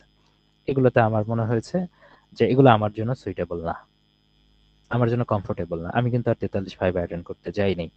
ইভেন সামনে হয়তো 44 ভাইবারও ডাক পড়বে, কারণ নতুন করে 44 ভাইবা শুরু হয়েছে, সেটাতেও যাব না। তো এটা নির্ভর করবে পুরোপুরি আপনার উপরে, ঠিক আছে? পুরোপুরি আপনার উপরে যে আপনি কি চান। এটা গেল। এবার আসেন যে তারপরেও আপনাদের প্রত্যেকের প্রশ্ন যদি থাকে ইন্ডিভিজুয়াল, সেই অ্যান্সারগুলো আমি দিব। সবার শেষে সবার কাছ থেকে আমি প্রশ্ন নিব। ঠিক আছে? প্রশ্নগুলো আমি সবার শেষে আসলে অ্যান্সার দিব। কারণ এখন আমি মাঝখানে কোনো প্রশ্নের অ্যান্সার আমি দিব না। সবার শেষে অ্যান্সার দিব। কারণ এখানে হয়তোবা যে আপনি এখন প্রশ্ন করবেন, ওইটার অ্যান্সার তো সামনে আমি বলছি, এরকম হতে পারে। প্রফেশনাল ফ্রিক বোধ ক্যাডার যেটা হইতে পারে যে না, আপনার এমন না যে একদম আপনার, হ্যাঁ, জেনারেল ক্যাডারে যাওয়ার ইচ্ছা তীব্র আছে, এমন না যে আপনার যে টেকনিক্যাল ক্যাডার সেটাকে ডাউনগ্রেড করে, হ্যাঁ, আপনি প্রফেশনাল ক্যাডার উপর দিকে কয়েকটা যেগুলো আছে এগুলো যেতে পারলে যাবেন, না হলে আপনার সাবজেক্টেই থেকে যাবেন। এরকম বহু আছে। তো তাদের ক্ষেত্রে কিন্তু আহ, এইটা চয়েস হতে পারে। সেক্ষেত্রে দেখেন এখানেও কিন্তু ওই ফার্স্ট যে চয়েসটা আছে সেটা রেখেছি, যে পররাষ্ট্র প্রশাসন, পুলিশ, ট্যাক্স, কাস্টমস, অডিট, তারপর আনসার, দেন অডিট, আনসার, এটার পরেই কিন্তু আমি তার যে ক্যাডারটা রেখেছি, তার টেকনিক্যাল ক্যাডার, স্বাস্থ্য ক্যাডার হলে হইতে পারে, প্রকৌশলী বা অন্যান্য টেকনিক্যাল ক্যাডার। কিন্তু মানে ম্যাক্সিমাম কেসে দেখা যায় যে শিক্ষা ক্যাডারে যারা থাকে খুব কম ক্ষেত্রে তার সাবজেক্টটা এখানে দেওয়ার চেষ্টা করে। শিক্ষা ক্যাডারে যারা থাকে এটা আমরা দেখেছি যে তার সাবজেক্টটা সবার শেষেই দেয়। সকল জেনারেল ক্যাডারের পরেই সাধারণত সাবজেক্টটা দেয়। ঠিক আছে? আর এক্ষেত্রে যারা আছেন, যারা ফিমেল আছেন, তারা যদি চান যে না এখানে কোনোটা অমিট করবেন, যেটা কিনা আমি এখানে অমিট করেছি, চয়েস 2 তে যেটা অমিট করেছি, যে কেউ যদি চায় যে না পররাষ্ট্র, ট্যাক্স, কাস্টমস, অডিট, এই 3টা দেওয়ার পরে অনেকে আছে যে তারা টেকনিক্যাল ক্যাডার দিতে পারে। বহু আছে এরকম, যে এরকম যে ফরেন ক্যাডার, তারপর ট্যাক্স, কাস্টমস, অডিটের পরেই তার টেকনিক্যাল ক্যাডার, হেলথ ক্যাডার হইতে পারে, দিতে পারে, তার ইঞ্জিনিয়ার থাকলে তার ক্যাডার সেই রিলেটেড দিতে পারে, অন্যান্য যে ক্যাডার আছে দিয়ে তারপরে বাদ বাকিগুলো পরের দিকে রাখতে পারে। বাদ দিতে বলি নাই আপনাকে, বাদ বাকি যেগুলো আছে সেগুলো একদম পরের দিকে রাখতে পারেন। আর একটা হচ্ছে খুব একটা কমন প্রশ্ন পাই যে অনেকের ক্ষেত্রে যারা ঢাকায় ছোটবেলা থেকে বড় হয়েছেন এবং ঢাকার বাইরে যারা যেতে চান না, সেক্ষেত্রে কিন্তু একটা কমন প্রশ্ন যে ঢাকায় পোস্টিং চান বা একদম বিভাগীয় শহরে থাকতে চান, একদম রুট লেভেল পর্যন্ত আপনারা যেতে চান না যারা, তাদের ক্ষেত্রে কিন্তু এটা হইতে পারে। তাদের ক্ষেত্রে কিন্তু আবার একদম স্পেসিফিক চয়েস থাকবে, স্পেসিফিক চয়েস থাকবে।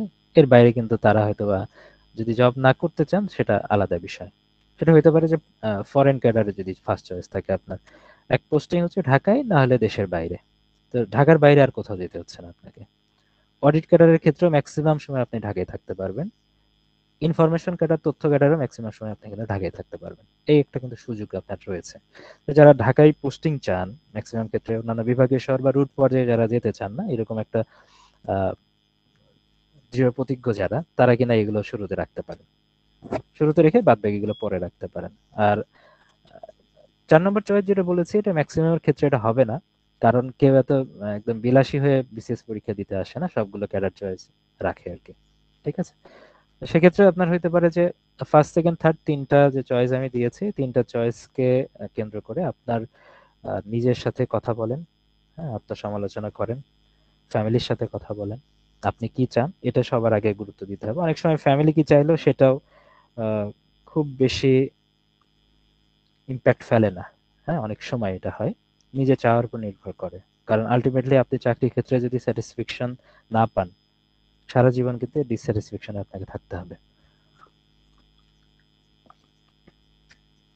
তাহলে এখানে first, second and third choice যেটা আছে আমি যেভাবে দিলাম এইভাবে আপনারা কমপ্লিট করার চেষ্টা করবেন। তারপরে স্পেসিফিক্যালি যদি কোনো পরামর্শ প্রয়োজন হয় তাহলে সবার শেষে এটা প্রশ্ন করবেন।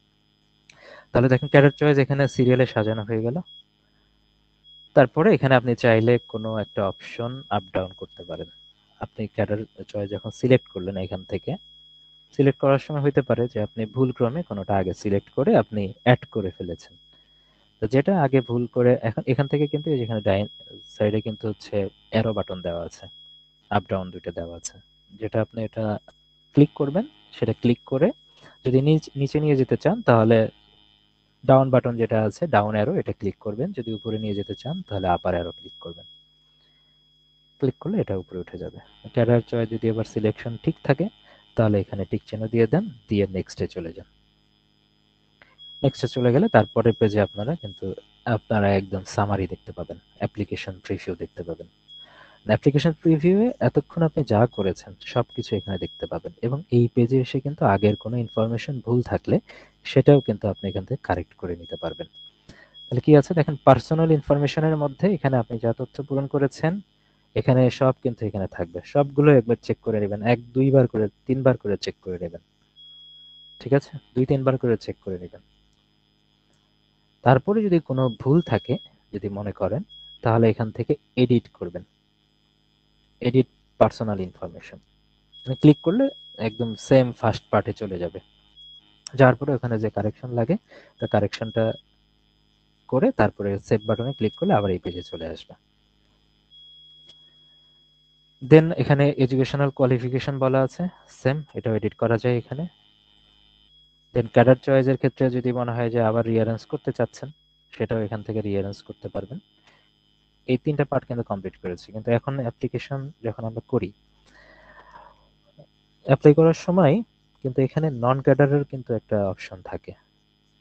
তবে নন ক্যাডারে এখানে কিন্তু প্রত্যেকটা পদের নাম ধরে কিন্তু এখানে সিলেক্ট করা যায় না। আপনি কোন ধরনের পদে যেতে চান সেটার কিন্তু অপশন আসবে। আচ্ছা, এটা আমি দেখাই দিই যে অপশনটা আসবে।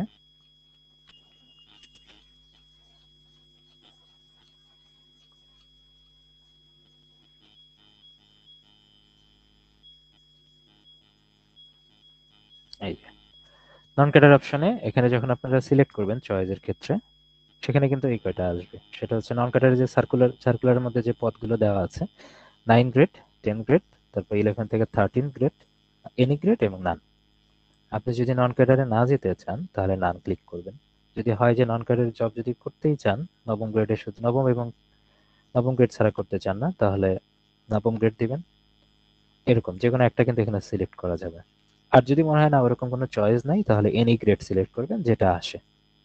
চাকরি না পাওয়ার চেয়ে কিন্তু পাওয়া ভালো, এটা যদি চিন্তা করেন তাহলে কিন্তু এনি গ্রেডটা দিয়ে দিবেন, ঠিক আছে? আর যারা মনে হয় যেটা নবম গ্রেডের নিচে চাকরি করবে না, তারা ডেফিনেটলি নবম গ্রেড। আর যদি কেউ মনে হয় যে নন ক্যাডারে যাবেন না, তাহলে নাম দিয়ে দিবেন।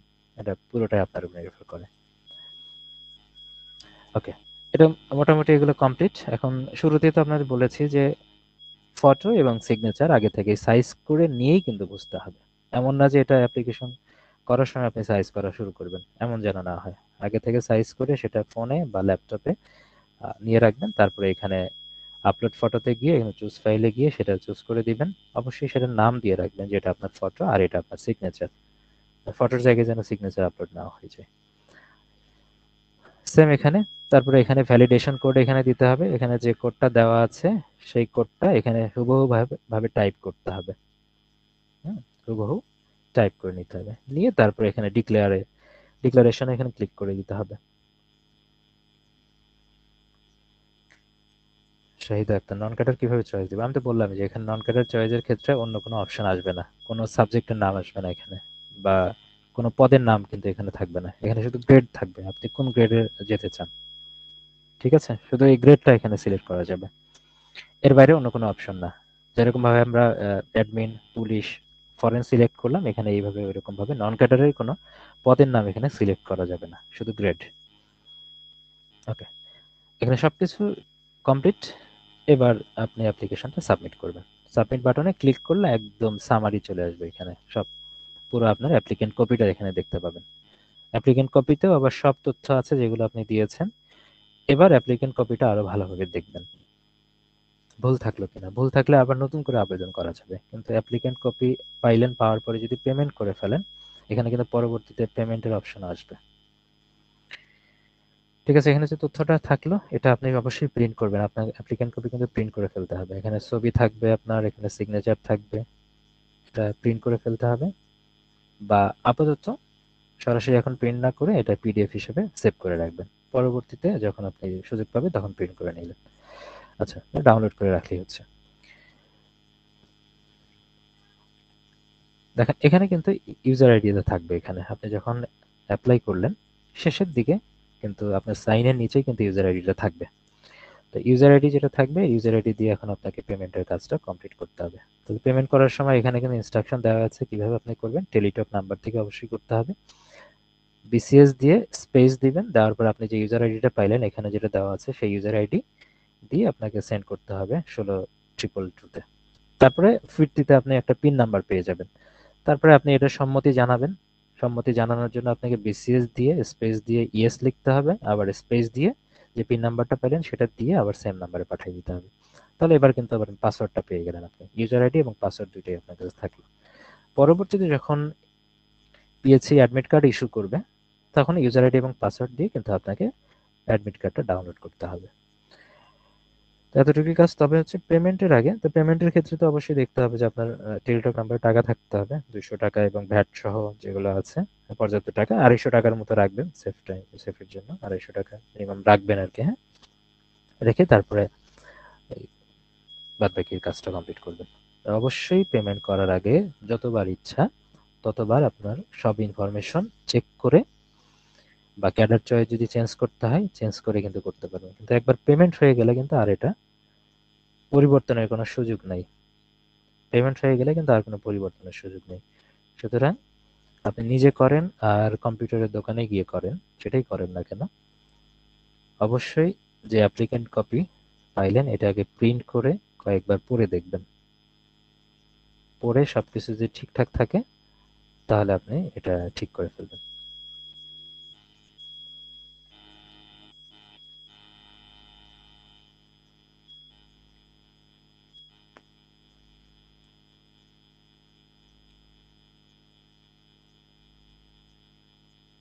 আচ্ছা, এখানে একটা বিষয় আছে যেটা আমি মিস করে গেছি। হ্যাঁ, এখানে আপনারা ওই পদটা যেটা আছেন গ্রেড সিলেক্ট করার পরে সেই রিলেটেড যে পোস্টগুলো আছে সেটা অপশন আসবে। যেহেতু আমি ভিতরে একদম ঢুকে দেখিনি, তবে এখানে ইনস্ট্রাকশন দেখে দেখলাম, যেটা মনে হলো ভিতরে পদগুলো কিন্তু আসবে।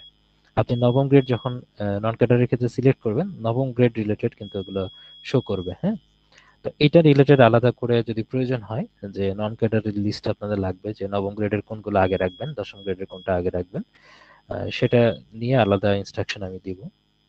ঠিক আছে, আলাদা ইনস্ট্রাকশন দিব। আপাতত আহ, এটা যেহেতু ক্যাডার চয়েসের অংশটুকু ছিল এইটুকু আমি, ওইটা পুরোটুকু আমি যেহেতু দেখি নাই, দেখে তারপর আমি ওটা নিয়ে আপনার ইনস্ট্রাকশন দিয়ে দিব। ওটার চয়েস লিস্ট যেটা হইতে পারে যে নবম গ্রেডের কোনটা আগে রাখবেন, দশম গ্রেডের কোনটা আগে রাখবেন, সিরিয়ালে এটা আমি আলাদা করে লিখে আপনাদের গ্রুপে দিয়ে দিব। হ্যাঁ, ওটার জন্য আর আলাদা করে আমি আলোচনা করব না।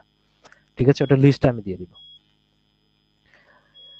বাস এই তো বিষয়গুলো ছিল এখানে ফাইনাল কাজ। আর এখানে কিছু প্রশ্ন আপনারা গতদিন করেছিলেন, সেই প্রশ্নগুলোর অ্যান্সার মোটামুটি এখানে আপনারা সব পেয়ে গেছেন আশা করা যায়। তারপরে যে আপনারা যেভাবে প্রশ্ন করেছিলেন সেটা সেভাবে আলোচনা করি।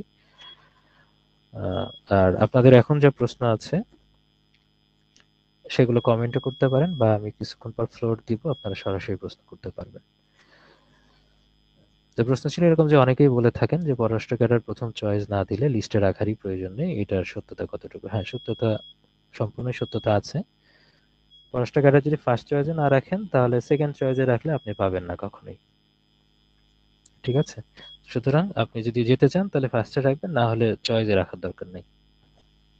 ঠিক আছে, তারপর 2 নম্বর বলেছেন ঢাকার ভিতরে পোস্টিং পেতে হলে কোন ক্যাডার প্রথমে রাখতে হবে? অডিট ক্যাডার শুনেছি একরকম ঢাকার ভেতরে বা নিজের পছন্দ অনুযায়ী জেলায় পোস্টিং দেওয়া হচ্ছে। আমি এটা বলেছি শুরুতে, এখানে কিন্তু বলেছি যে ঢাকায় পোস্টিং চাইলে আপনি কোন কোন ক্যাডার সামনে রাখতে পারেন। আর অন্য যে কোনো ক্যাডারে আপনাকে অবশ্যই রুট লেভেলে কাজ করতে হবে, জেলা উপজেলা, ঠিক আছে, যেতে হবে।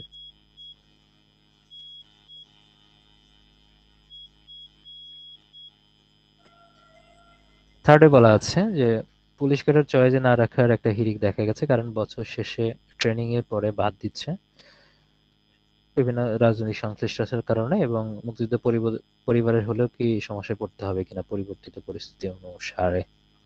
এটা আশা করা যায় সামনে এটা ঠিক হয়ে যাবে। হ্যাঁ, বর্তমান পরিস্থিতিতে একটু এদিক ওদিক হয়েছে, তবে এখন যারা আছেন তো এটা মনে হয় না যে খুব একটা ইম্প্যাক্ট ফেলবে।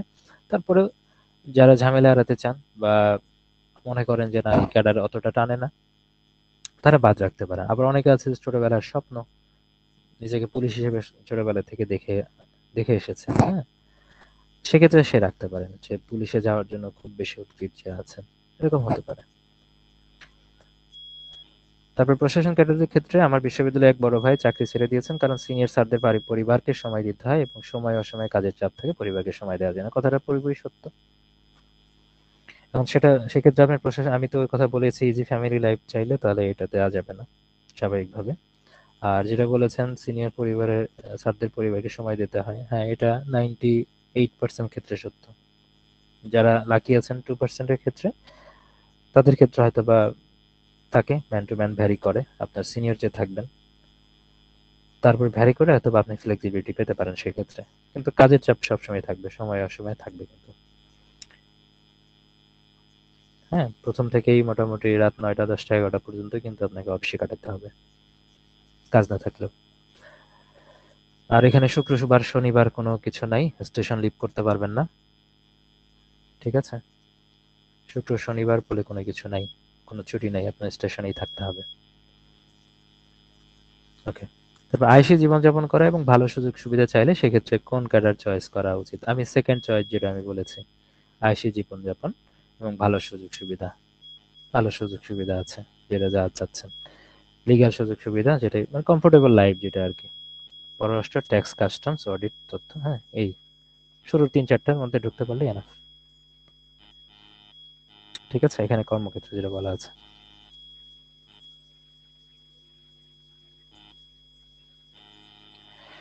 তারপরে ইঞ্জিনিয়ার ব্যাকগ্রাউন্ডের ক্ষেত্রে ছাত্র হবার সুবাদে রোডস অ্যান্ড হাইওয়ে বা পিডব্লিউডি এর সিনিয়রদের সুযোগ সুবিধা শুনেছি ভালো, কিন্তু ডিপিএইচই বা ইইডিতে পেলে সেক্ষেত্রে সুবিধা কম, এরকম গুঞ্জন পাওয়া যায়। কিছু কিছু ক্ষেত্রে সুবিধা আছে, কিছু লিগ্যাল সুবিধা আছে, কিছু ইল্লিগাল সুবিধা আছে। ইঞ্জিনিয়ারিং ব্যাকগ্রাউন্ডের ক্ষেত্রে যেটা আপনি যেটা মোরলেস, আপনি যদি টেকনিক্যাল ক্যাডারে থাকতে চান তাহলে এই যে আমি বললাম যে মাঝখানে রাখতে পারেন এগুলা, যে আপনার শুরুর দিকে 5-6টা জেনারেল ক্যাডার দেওয়ার পরে আপনার এটা এটা রাখতে পারেন, আপনার টেকনিক্যাল ক্যাডার রাখতে পারেন। আর সেক্ষেত্রে যেটা আমি বলছি, রুটস অ্যান্ড হাইওয়ে বা পিডব্লিউডি বা যেখানেই যান না কেন, এখানে লিগাল ইলিগাল অনেক কিছু বিষয় থাকে, তার ভিত্তিতে মানুষ সুযোগ সুবিধার কথা চিন্তা করে। আমার আশা যে ওইদিকে চিন্তা করবেন না। ঠিক আছে, ইলিগাল সুযোগ সুবিধাটা এখানে হয়তো বা অনেকে বেশি প্রায়োরিটি দেয়, থাকতে পারে। ঠিক আছে, সেক্ষেত্রে সেই গল্পগুলো হয়তো বা আপনি শুনেছেন। তবে যদি ইঞ্জিনিয়ারিং ব্যাকগ্রাউন্ড থেকে এই লেভেলে আপনি থাকতে চান তাহলে এটা আপনি দিতে পারেন মাঝখানে, প্রফেশনাল ফ্রিক বোধ ক্যাডার যেটা বলেছি, মাঝখানে এটা বোধ ক্যাডারটা রাখতে পারেন। এটা বাদ বাকিগুলো আপনি হয়তো বা নিচের দিকে দিতে পারেন, বাদ বাকি জেনারেল ক্যাডারের যে সাবজেক্টগুলো আছে সেগুলো আপনি নিচের দিকে দিতে পারেন। দেন আসেন টেকনিক্যাল সাবজেক্টের ক্ষেত্রে রিটার্নে কম মার্ক পেলে বা পাস মার্ক না পেলে সেক্ষেত্রে বিষয়টা কিরকম? এখানে কোনো বিষয় না, যদি টেকনিক্যাল সাবজেক্টের ক্ষেত্রে যদি পাস মার্ক না পান ওই সাবজেক্টে, তাহলে আপনি হয়তো টেকনিক্যাল ওই বিষয়ে সাবজেক্টে পাস করলেন না, বা টেকনিক্যাল ক্যাডারে আপনি হয়তো পাস করলেন না, কিন্তু বোথ ক্যাডারে তখন আবার পাস করে যাবেন। টেকনিক্যাল সাবজেক্টের ক্ষেত্রে রিটার্নে কম মার্ক পেলে বা পাস মার্ক, এটা কোনো ফ্যাক্ট না। যদি এমন হয় যে বোথ ক্যাডার দেওয়া আছে, এখানে টেকনিক্যাল পরীক্ষা দিলেন এবং টেকনিক্যালে আপনি নাম্বার কম পাইলেন, হ্যাঁ এদের জন্য আপনার ক্যাডার চয়েসে যা মানে জেনারেল ক্যাডার চয়েসের ক্ষেত্রে খুব একটা সমস্যা হবে না, মানে পাওয়ার ক্ষেত্রে আপনার তখন জেনারেল ক্যাডারের জন্য আপনার জেনারেল ক্যাডারের যে সাবজেক্টগুলো আছে সেই সাবজেক্টগুলোই শুধু এখানে বিবেচিত হবে, জেনারেল ক্যাডারের সাবজেক্টগুলো বিবেচিত হবে। ওকে, তারপর আসেন সর্বশেষ জানতে চাচ্ছি যে আমার কথাই বলেছেন যে আপনি ডাক্তার হওয়া সত্ত্বেও এই ক্যাডারে যেমন যাননি, তেমনি টেকনিক্যাল ক্যাডারে আমারও যাওয়ার খুব একটা ইচ্ছা নেই। সেক্ষেত্রে চয়েস লিস্টে প্রফেশনাল ক্যাডার যদি অন্তর্ভুক্ত না করি, ভাইভাতে এই বিষয়টা নিয়ে কোনো বিব্রতকর পরিস্থিতি পড়তে হবে না। পড়তে হবে কিনা, হ্যাঁ পড়তে, ফার্স্ট কথা যে এটা পড়তে হবে না। হ্যাঁ, বিব্রতকর পরিস্থিতি কি, একটা প্রশ্ন যে কাউকে জিজ্ঞেস করতে পারে যে আমি ডাক্তার হয়ে কেন ট্যাক্স ক্যাডারে যেতে চাই, ডাক্তার হয়ে কেন ফরেন ক্যাডারে যেতে চাই, এটা জেনারেল প্রশ্ন, সবাইকেই আপনাকে জিজ্ঞেস করতে পারে, এটা কোনো বিব্রতকর কোনো পরিস্থিতি না। এটা যে কাউকে জিজ্ঞেস করতে পারে। জেনারেল ক্যাডার যাওয়া মানে কি, সে বাংলা থেকে যে প্রশাসন ক্যাডারে যেতে চায় তাকেও তো জিজ্ঞেস করতে পারে এটা। তো এটার জন্য কোনো বিব্রতকর পরিস্থিতির মধ্যে পড়তে হবে না, আপনাকে জেনারেল ডিসকাশনের মধ্যে এই প্রশ্ন জিজ্ঞেস করতে পারে, আপনার সেটার সদ উত্তর দিবেন, আপনার জায়গা থেকে সৎ উত্তর যেটা আছে সেটাই দিবেন। বাস, এই প্রশ্নগুলো আপনাদের কাছ থেকে এখানে আমি পেয়েছিলাম। এখন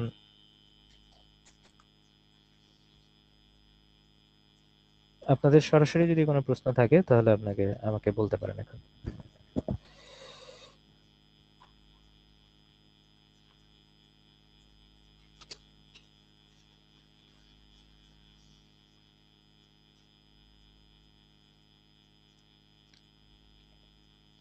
আচ্ছা, রুবেদ আলমের মধ্যে প্রশ্নের মধ্যে অনেক প্রশ্নের আনসার উত্তর দিয়েছে গতদিন। হোয়াটসঅ্যাপ গ্রুপে অনেকে জানিয়েছিলেন এটা। যারা কিনা টেকনিক্যাল ক্যাডার আছেন, তাদের ক্ষেত্রে এই যে আমি যেটা বললাম সেটা এইভাবেই কিন্তু চয়েসটা পূরণ করবেন। সেক্ষেত্রে আপনি কোন সাবজেক্টে পড়েছেন এটা ডাজন্ট ম্যাটার। ঠিক আছে, যেটা আছে আপনি এই ফরম্যাটেই সবকিছু কিন্তু পূরণ করতে পারেন যেটা দেওয়া আছে। স্বাস্থ্য ক্যাডারের ক্ষেত্রে একই কথা। শুধু শিক্ষা ক্যাডার দিতে চাই, এক্ষেত্রে নন ক্যাডার চয়েস লিস্ট জানতে চাই। নন ক্যাডারের জন্য আলাদা লিস্ট আমি দিয়ে দেব, ওটা এখানে আলোচনা করি নাই।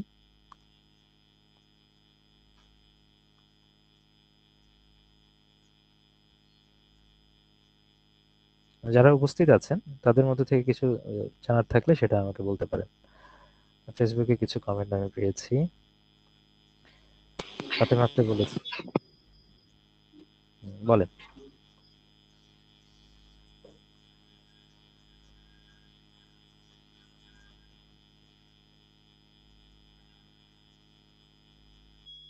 আমার কথা কি শোনা যাচ্ছে?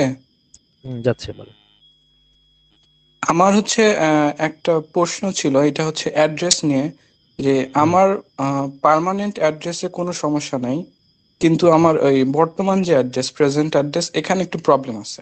প্রবলেমটা কি, আমার বাসা হচ্ছে বালুচর গ্রামে, এবং হচ্ছে এটা পার্মানেন্ট অ্যাড্রেসে বালুচরই আছে, কিন্তু প্রেজেন্ট অ্যাড্রেসে ওখানে বালুচরের আগে আগে আংশিক শব্দটা আসছে। এটা হচ্ছে কি, আমাদের বাসা হচ্ছে, যদি আমি একটু ব্যাখ্যা করে বলি, আমাদের বাসা হচ্ছে বালুচরের 2 নং ওয়ার্ড।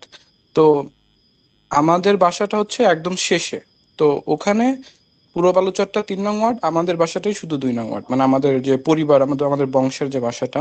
তো আচ্ছা, এটাতে আপনার মানুষ আংশিক বালুচর বলে।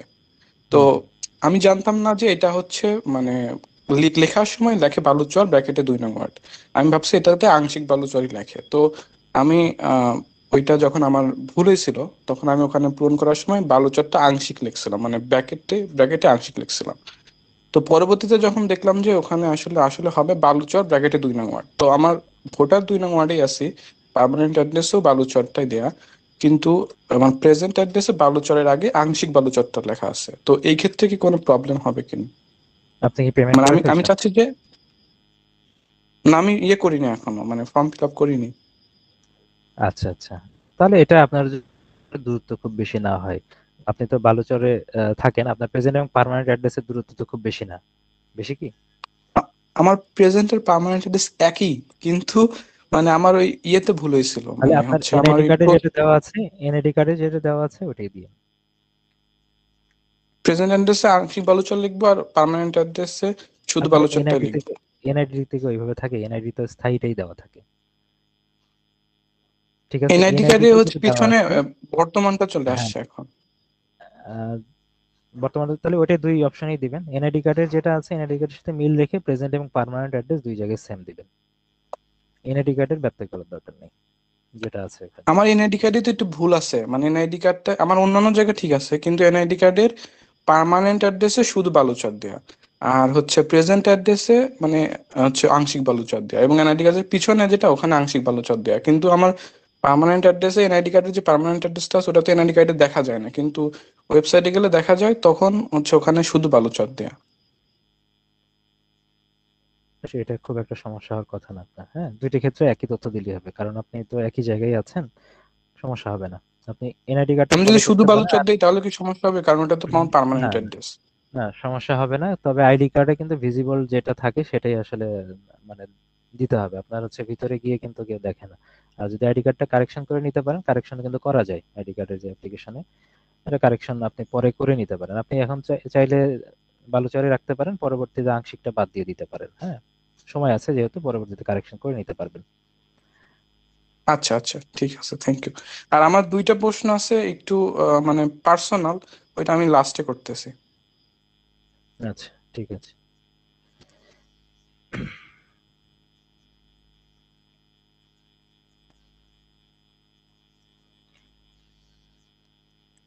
আমার কথা কি শোনা যায়? শোনা যাচ্ছে, বলেন। আমি হচ্ছে গ্রুপে লিখছিলাম যে আমি হচ্ছে আমার বিএসসি অনার্স হচ্ছে এনভায়রনমেন্টাল সায়েন্স এন্ড ডিজাস্টার ম্যানেজমেন্টে, আর হুম, এমএসসি হচ্ছে এনভায়রনমেন্টাল সায়েন্সে। তো আমি প্রথমতই যে ক্যাডার চয়েসটা দিতে হবে, যে আমি জেনারেল ক্যাডার নাকি বোতে, আমি কোনটাতে দিতে পারবো? আমাকে জেনারেলে দিতে হবে, তাই তো? আপনার এই রিলেটেড টেকনিক্যাল বা প্রফেশনাল ক্যাডার আছে কিনা? হুম, সার্কুলারটা পড়েছেন? but না ভাই, এটা এটা দেখা হয়নি ভালোভাবে। হুম, আচ্ছা আচ্ছা।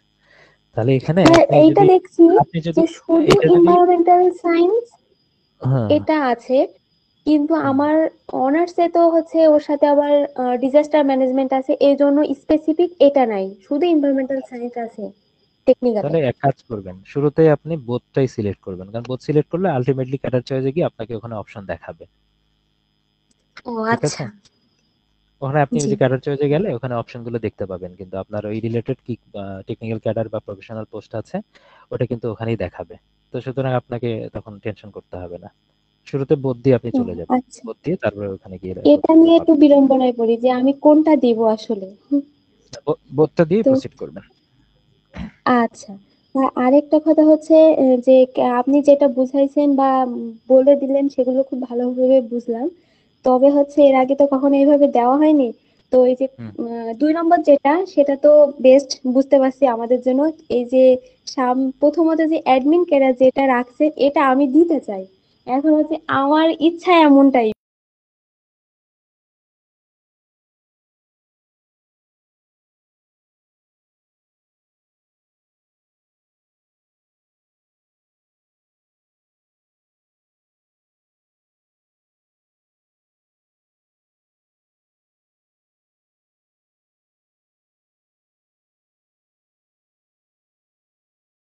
আছে এরকম, তো আপনি দিতে এই পারেন, সমস্যা নেই। পুলিশটা বাদ দিয়ে যদি হচ্ছে মানে হুম, পারবেন। থাকে না যে অনেকে দেখা যাচ্ছে মাপে হচ্ছে না, এরকমটা তো হয়। হুম হুম, হয়। তাহলে আমি সেকেন্ডটা দিয়ে অ্যাডমিনটা ওখানে দিয়ে দিতে পারি। হ্যাঁ পারেন। ঠিক আছে। সেটা যদি আসে তাহলে কিন্তু আর আপনি উপরে আসসালাম। এই তথ্য এগুলো আর পাবেন না, কর্মক্ষেত্রে স্বাচ্ছন্দ্য পাবেন না, ইজি ফ্যামিলি লাইফও পাবেন না, এটা মাথায় রাখতে হবে। আচ্ছা, এটা স্যাক্রিফাইস করলে ঠিক আছে। যদি অ্যাডমিনটা ওখান থেকে বাদ দিয়ে দিই, পুরা 2 নম্বরটা সেট করে দিলেই হচ্ছে। হুম, এটাই। কারণ আপনি যদি ইজি লাইফ চান, কর্মক্ষেত্রে স্বাচ্ছন্দ্য চান, তাহলে অ্যাডমিন জি। দিয়ে আসলে লাভ। আচ্ছা, কিন্তু আমার তো একটু ইচ্ছা মনের ভিতরে ছিল, সেটা ছিল বলতে আছে, সেটা বলি। আমার একটু হচ্ছে প্রশাসনের দিকে যাওয়ার ইচ্ছা ছিল, যে আমি হচ্ছে ইয়াতে যাব, ওই যে টিওনো টিওনো টাইপের হবো, এরকম টাইপের। হ্যাঁ তাহলে ঠিক আছে, তো ওইটা যদি ছোটবেলা থেকে স্বপ্ন দেখেন তাহলে দিতে পারেন, কিন্তু ওইটার দিক থেকে কিন্তু এদিকে স্যাক্রিফাইস করার মানসিকতা থাকতে হবে, এটা জেনেই আপনি চয়েসটা দেন বা চাকরিতে ঢোকেন, এটাতে তাহলে সমস্যা পরবর্তীতে আর এখন হবে মনে না। করতেছি নেই, কিন্তু আল্লাহ যদি কপালে রাখে তখন কি হবে জানি না। কিন্তু আমার ইচ্ছা আছে এমন, কিন্তু সেটা আমি জানি না কতদূর কি হবে, তারপরে এখন তো দিতে গো হবে অ্যাহেড, সেইভাবে। এই জন্য। ঠিক আছে, গো অ্যাহেড, সমস্যা নেই, আপনি আগান। ঠিক আছে ভাইয়া, ধন্যবাদ। ওকে, তারপরে কি যেন বলছিলেন? আসসালামু আলাইকুম ভাইয়া। ওয়ালাইকুম আসসালাম। আমার ছোট ছোট কয়েকটা জানার ছিল আর কি। আমার তো বিএসসি ইন সিভিল ইঞ্জিনিয়ারিং এর রেজাল্টটা হচ্ছে এখনো পাবলিশড হয় নাই। আপনাকে হ্যাঁ, আমি মনে হয় ফোন করছিলাম এর আগে। হুম, সেক্ষেত্রে এপিআর অপশনটা আছে মনে হয়। আপনার হ্যাঁ হ্যাঁ ইয়েতে অ্যাপিয়ার দেখলাম আছে, না। এপিআর আছে। অ্যাপিয়ার আছে, আর অ্যাপিয়ার একটা আছে, সমস্যা আপনি ছিল ক্লিক যে করলেই পাবেন। পার্মানেন্ট। হুম, আচ্ছা, আর বলেন। পার্মানেন্ট আর হচ্ছে আপনার ওই এপিআরটা নিয়ে একটু ঝামেলায় ছিলাম, যে ওইটা ওই যে আপনার দেখানোর সময় দেখলাম না আর কি হুম, কোথাও। আর দাঁড়ান পার্মানেন্ট দেখি। আর হচ্ছে আপনার যে অ্যাড্রেসটা নিয়ে যে বিষয়, আমার তো প্রেজেন্ট অ্যাড্রেস হচ্ছে নীলফামারী। এখানে চাকরির হুম, সুবাদে থাকা, যে কোনো সুযোগ ট্রান্সফার হতেই পারি স্বাভাবিক। হুম, হুম। আর আর প্রেজেন্টটা তো আমি এনআইডি কার্ড অনুযায়ী দেবো, ইয়ে সরি পার্মানেন্টটা সে অনুযায়ী কি দুইটাই কি আমি এনআইডি অনুযায়ী দিব, না আমার বর্তমান যে এখানে আমি আছি প্রেজেন্টটা সেটাই দিব? দরকার নেই, আপনি প্রেজেন্ট দেওয়ার দরকার নেই, আপনি দুইটাই এনআইডি অনুসারে পার্মানেন্ট যেটা আছে এটা দিয়ে দেন। ও, সেক্ষেত্রে আর আমি যে জব করি সেটা কি ওইখানে উল্লেখ করতেই হবে, না না করলেও সমস্যা নাই? এখন উল্লেখ করা বেটার, আচ্ছা। উল্লেখ করা বেটার, ছবি থাকলে উল্লেখ করবেন। হ্যাঁ, এটা উল্লেখ করলাম। যদি উল্লেখ করে থাকি তাহলে কি, তাহলে তো মনে হয় প্রেজেন্ট অ্যাড্রেসটা মনে হয় এই জায়গাটায় মনে হয় দিতে হবে ভাইয়া, না ওইটাই দিব? হ্যাঁ, এটা কিন্তু ফ্যাক্ট না। প্রেজেন্ট অ্যাড্রেস আপনি তো আজকে ওখানে আছেন, পরে আবার চেঞ্জ হতে পারে। পরে যখন আপনার ফাইনাল পুলিশ ভেরিফিকেশন হবে, তখন দেখা যাবে যে আপনাকে আহ, যেখানে আছেন হয়তো সেটা দিতে হতে পারে। এখন আপনি চাইলে একটাই দিতে পারেন। আপনি এমন হতে পারে যে ওখানে আপনি তো থাকেন না, খালি চাকরি সুবাদেই যান। এরকম হতে পারে যে আপনি পার্মানেন্ট অ্যাড্রেসে আপনি অ্যাটেন্ড করছেন, মানে ওখানে থাকছেন, হয়তো হয়তো ওখানে চাকরি সূত্রে খালি ওই দিন নির্দিষ্ট ডেট গুলোতে যাচ্ছেন বা থাকছেন, এরকম হতে পারে। জি ভাই। আর আর হচ্ছে আমাদের যে টেকনিক্যাল ক্যাডারের ক্ষেত্রে, আমাদের যে টেকনিক্যাল ক্যাডারের যে আমার যে সাবজেক্টগুলো বা বিষয়গুলো, যেমন রোডস, পিডব্লিউডি বা এসিডি, এগুলাতে দেখা যাচ্ছে যে 4 জন, যেমন রোডসে 1 জন, পিডব্লিউডি তে মনে হয় 4 জন, ইডি তে 4 জন। সেক্ষেত্রে এগুলা কতটুকু মানে মাঝখানে রাখা কতটুকু ফলশ্রুত হবে আর কি, মানে রাখা ঠিক হবে বা এই টাইপের আর কি? যেহেতু পোস্ট খুব কম, হবে, 4 জন দেখলাম, রোডসে দেখলাম 1 জন। ডেফিনেটলি হবে, কারণ আপনি সেটা পাবেন। কারণ দেখেন না, শুরুতে যদি 5-6টা ক্যাডারের পরে যদি আপনার টেকনিক্যাল ওই ক্যাডারটা রাখেন, ডেফিনেটলি এগুলোর কিন্তু চাহিদা কিন্তু আছে। জেনারেল বাদ বাকি যে পরের ক্যাডার গুলোর কিন্তু চাহিদা আছে। ঠিক আছে? তো দেখা যাবে যে আপনি যে আপনার যদি নাম্বার একটু কম থাকে, হয়তো বা দেখা যাবে যে আপনার এইগুলো না এসে যদি আপনার এই প্রথম এটা চলে আসে টেকনিক্যাল ক্যাডারটা, তাহলে আপনি সেটা পেয়ে যাবেন সেটা, হ্যাঁ, একটু এগুলোর চেয়ে যদি কম থাকে। আবার এগুলোর চেয়ে যদি একটু বেশি থাকে, তা সেক্ষেত্রে আপনি পেয়ে যাবেন এটা। ঠিক আছে? এমন না যে 4টা আছে জন্য আপনি পাবেন না, ব্যাপারটা এরকম না। যদি 4টা মিট যায়, মিট যাওয়ার পরে তো আবার আপনার টেকনিক্যাল এদিকে জেনারেল ক্যাডার আছে, সেগুলোর দিকে আপনি সিলেক্ট হতে পারেন। জি ভাই, বুঝছি। এই পিডিএফটা কি আপনি গ্রুপে দিয়ে দিবেন নাকি, ওই যে স্টাডি মেটেরিয়ালস দিয়ে দিবেন নাকি ভাই পিডিএফটা? হ্যাঁ, দিয়ে দিব, দিয়ে দিব। তাহলে আমরা দেখে নিতে পারবো। এটা জানার ছিল ভাই, ওই রেজাল্টটা নিয়ে ঝামেলা ছিলাম, যেহেতু রেজাল্টটা পাবলিশড হয়নি। আমি হ্যাঁ, ভর্তি আর যখন শুরুতে আপনার ব্যাচে ভর্তি হই, তখন কিন্তু আপনি আমাকে নিষেধই করে দিয়েছিলেন যে ধরতে পারবো কি পারবো না। তারপরে তো হ্যাঁ, হ্যাঁ, বয়সটাও বাড়াই আমি দিছে বলেছি। মোটামুটি, যাক। আচ্ছা, যাই হোক, এখানে এই যে অ্যাপিয়ার্ড এর কথা ঠিক কিন্তু আছে ভাই, আপনি ধন্যবাদ। জানতে চাইলেন। আসসালামু এই অ্যাপিয়ার্ড এর কথা এখানে বলা আছে যে এখানে যে রেজাল্টের ক্ষেত্রে, যেমন কোন প্রার্থী যদি এই এটা অ্যাপিয়ার্ড পার্ট থেকে অ্যাপিয়ার্ড অপশন ক্লিক করতে হবে। এখানে অ্যাপিয়ার্ড অপশন চলে আসবে, সেখানে ক্লিক আলাইকুম। জি, করলে, আর বুঝছি। অ্যাপিয়ার্ড আসলে কিন্তু ওখানে কোনো ডিভিশন, জিপিএ, সিজিপিএ লেখার দরকার নেই। ওখানে অ্যাপিয়ার্ড আসলে আপনার এক্সাম শুরুর ডেট আর হচ্ছে শেষের ডেটটা জানতে চাইবে। তো ওইটা শুরুর ডেট এবং শেষের ডেটটা এখানে কিন্তু দিতে হবে। এতটুকুই। শুরুর ডেট বলতে এখানে লিখিত পরীক্ষা আর কি। হ্যাঁ, অনেকের আছে যে ভাইবা বাদ ও, থেকে শুরুর কোয়েশ্চেন ডেট থাকে। আর শেষের ডেট দিতে হবে? হ্যাঁ, হ্যাঁ, শুরুর ডেট, শুরুর ডেট বলতে কোনটা দিব ভাই? মানে আমার শুরুর একদম পরীক্ষা নাকি? হ্যাঁ, ফাইনাল পরীক্ষা যে শুরু ও, হলো, লিখিত ফাইনাল পরীক্ষা পরীক্ষার ধরেন শুরুর ডেট চাই? আচ্ছা আচ্ছা, বুঝছি। হ্যাঁ, এডমিট কার্ড যদি অনুযায়ী বুঝছি। হ্যাঁ, 10 ডিসেম্বরে যদি শুরু হয়, এদিকে হয়তো বা দেখা গেল 25 জানুয়ারি গিয়ে শেষ হইলো রিটার্ন। হ্যাঁ, বাস এইভাবে দিতে পারেন। এমন হইতে পারে যে আপনার ফেব্রুয়ারি মাসে পরীক্ষা চলছে, মানে ভাইবা বা আহ হতে পারে প্র্যাকটিক্যাল পরীক্ষা চলছে, সমস্যা নাই, রিটার্ন পরীক্ষা শেষ হইলেই হবে এর মধ্যে। ও, তাহলে রিটেনের আমি দিয়ে দেবো। আমাদের এক এক মাসের মধ্যে শেষ হচ্ছে, তো তাহলে আমি তো 6 থেকে 21 দিয়ে দেবো, বুঝছি। ঠিক আছে, ওকে। ঠিক তারপরে আছে, বুঝলাম।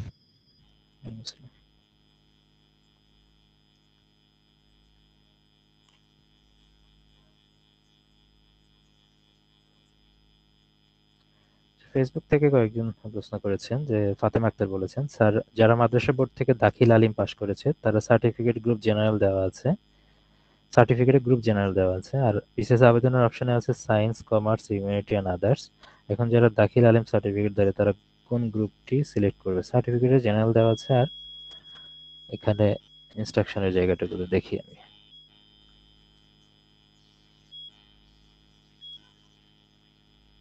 কোন জায়গার কথা বলেছেন?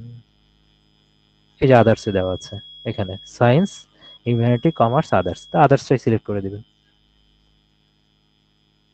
শুধু জেনারেল দেওয়া আছে, তার মানে ওখানে সায়েন্স, হিউম্যানিটিস, কমার্স এটা কোনোভাবেই আলাদা করা নাই, যেহেতু আর সায়েন্স নিয়ে পড়েন নাই বা হিউম্যানিটিস নিয়ে পড়েন নাই বা কমার্স নিয়ে পড়েন নাই, মাদ্রাসায় যেটা হয় আর কি, আমি যতটুকু জানি, সেক্ষেত্রে আপনাকে এটা আদার্স সিলেক্ট করতে হবে। ঠিক আছে, এটাই বলেছেন।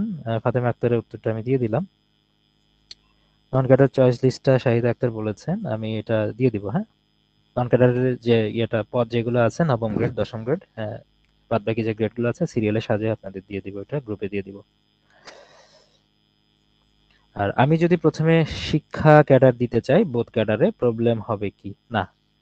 যদি শিক্ষা ক্যাডার দিতে চান বোথ ক্যাডারে, সেটার ক্ষেত্রে বলবো তাহলে শিক্ষা ক্যাডারই দিলেই হবে। হ্যাঁ, শিক্ষা ক্যাডার দিলেই আনাফ। ঠিক আছে, সেক্ষেত্রে কিন্তু অন্য কোনো ক্যাডার না দিলেও চলবে। সেক্ষেত্রে যদি কেউ শিক্ষা ক্যাডারে দিতে চান, আর বোথ ক্যাডারে ফার্স্টে শিক্ষা দিয়ে আমার মনে হয় না যে আর মানে পরের ক্যাডারটা আপনি পাওয়ার সম্ভাবনা খুবই কম। কারণ প্রথমে শিক্ষা ক্যাডার দিলে আপনি শিক্ষা ক্যাডারই পাবেন। নাম্বার যত বেশি পান না কেন শিক্ষা ক্যাডার পাবেন, আবার একটু কম থাকলেও শিক্ষা ক্যাডারই পাওয়ার চান্স আছে। এমন না যে শিক্ষা ক্যাডার না পাইলে আপনি পরের ক্যাডার চলে আসবে, এরকম হওয়ার চান্স খুবই কম। কারণ ম্যাক্সিমাম ক্ষেত্রে দেখা যায় যে শিক্ষা ক্যাডার সবার শেষেই রাখে, আর উপরের দিকেই রাখে। হ্যাঁ, তো আপনার দেখা যাবে যে রাখতে পারেন শিক্ষা ক্যাডার প্রথমে রেখে পরে জেনারেল ক্যাডার দুই একটা রাখতে পারেন, বা পুরোটাই দিতে পারেন, তাতে কোনো ফ্যাক্ট না। তবে শিক্ষা ক্যাডার প্রথমে রাখলে আপনি শিক্ষা ক্যাডারটাই পাবেন, এটা শিওর থাকেন। আর শাহিদ আক্তার একটা চয়েস দিয়েছেন যে শিক্ষা ক্যাডার, তারপরে ট্যাক্স, কাস্টমস, অডিট, তথ্য, পরিবার, পরিকল্পনা, ডাক, রেলওয়ে, সমবায়, ট্যাক্স আবার পরে, শুরুতেও সেকেন্ডে দিয়েছেন আবার শেষেও লিখেছেন, হয়তো এখানে মিস করে ফেলেছেন কোনোটা। হ্যাঁ, আপনি যেটা দিয়েছেন শুরু যে কয়টা আছে এভাবে আপনি চাইলে দিতে পারেন, দেওয়া আছে। পরে এগুলো হয়তো সিরিয়াল এভাবে দিলেন শাহিদ আক্তার যেটা বলেছেন, এডুকেশন, তারপর ট্যাক্স, কাস্টম, অডিট, তথ্য, পরিবার, পরিকল্পনা সহ নিচের দিকে যেগুলো আছে যদি দিতে চান সেগুলো দিতে পারেন, দেওয়া যাবে, সমস্যা নেই।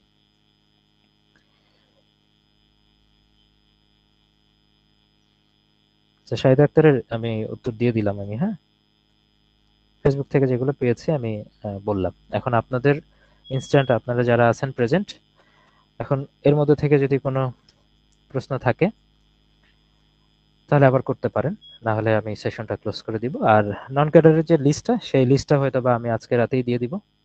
ঠিক আছে, শেষের দিকে নন ক্যাডারের লিস্টটা রাতের দিকে দিয়ে দিব, আর একটু 11টা 12টার দিকে দিয়ে দিব আশা করা যায়। তাহলে ওইটা আপনারা পেয়ে গেলে আগামী কাল বা পরশু খুব দ্রুত সময়ের মধ্যে এটা মানে আবেদনটা কমপ্লিট করে ফেলেন, আর দেরি করার কোনো দরকার নেই। এটা একটা পারফেক্ট টাইম, একটা আমি বলেছিলাম যে 21-22 তারিখের দিকে করে ফেলতে আর কি। হ্যাঁ, একদম শেষের দিকে যাওয়ার দরকার নাই, দ্রুত করে ফেলে যদি আগামীকাল করে ফেলতে পারেন, করে ফেলে একদম পড়াশোনায় ফুল ফোর্সে আপনি লেগে পড়েন। ঠিক আছে, অনেকে আছে যে এই আবেদন ফর্ম পূরণ না করার কারণে অনেকে পড়াশোনার গতি পাচ্ছেন না, এরকম হতে পারে। আবেদন ফর্মটা কমপ্লিট পূরণ করা হয়ে গেলে তারপর পড়াশোনা একটা গতি পাবেন। এই জন্য আর দেরি করেন না, আগামীকালই বা পরশু দিনের মধ্যে সব পূরণ করে ফেলে মানে আবেদন কমপ্লিট করে তারপর পড়াশোনায় মনোনিবেশ করেন।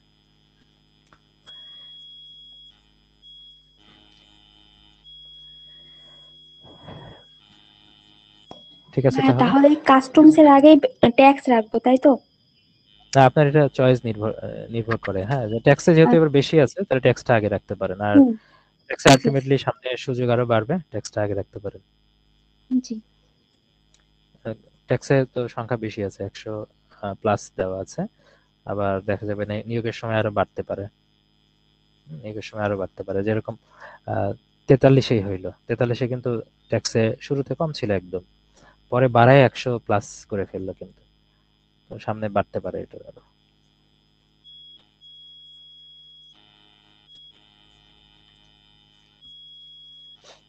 ভাইয়া আমার দুইটা কি মানে পার্সোনাল দুইটা প্রশ্ন কি ছিল, কি এটা বলবো? হ্যাঁ, বলো।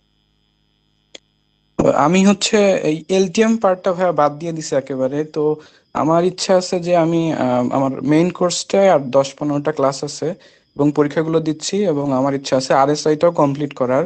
তো আমি হুম, এর বাইরে আর কিছু পড়তে চাচ্ছি না, মানে বিগত সালের দরকার নেই। প্রশ্নগুলো ক্র্যাক থেকে পড়তে চাচ্ছি না। আমি চাচ্ছি যে এটা আমার জন্য যথেষ্ট হবে কিনা, আপনি একটু আমাকে অভয় দেন। হবে হবে। সাথে যেহেতু মেইন কোর্স করার সময় আপনি 8000 এমসিকিউটা শেষ করেই ফেলছেন, আমি যে প্রশ্নগুলো করেছি ওগুলো শেষ করেছেন, প্লাস এখান এলটিএম বাদ দিতে যাচ্ছেন, এলটিএম বাদ দিয়ে যতটুকু আপনি এলটিএম রিলেটেড যা পড়তে চাচ্ছেন সেটা কিন্তু আবার আরএসআই এর মধ্যে আছে। তো ওইটাতে কভার হয়ে যাবে, মানে এলটিএম পার্টের মধ্যে যেটা আছে আরএসআই এর মধ্যে ওটা ব্যাখ্যা সহ পড়লে কভার হয়ে যাবে।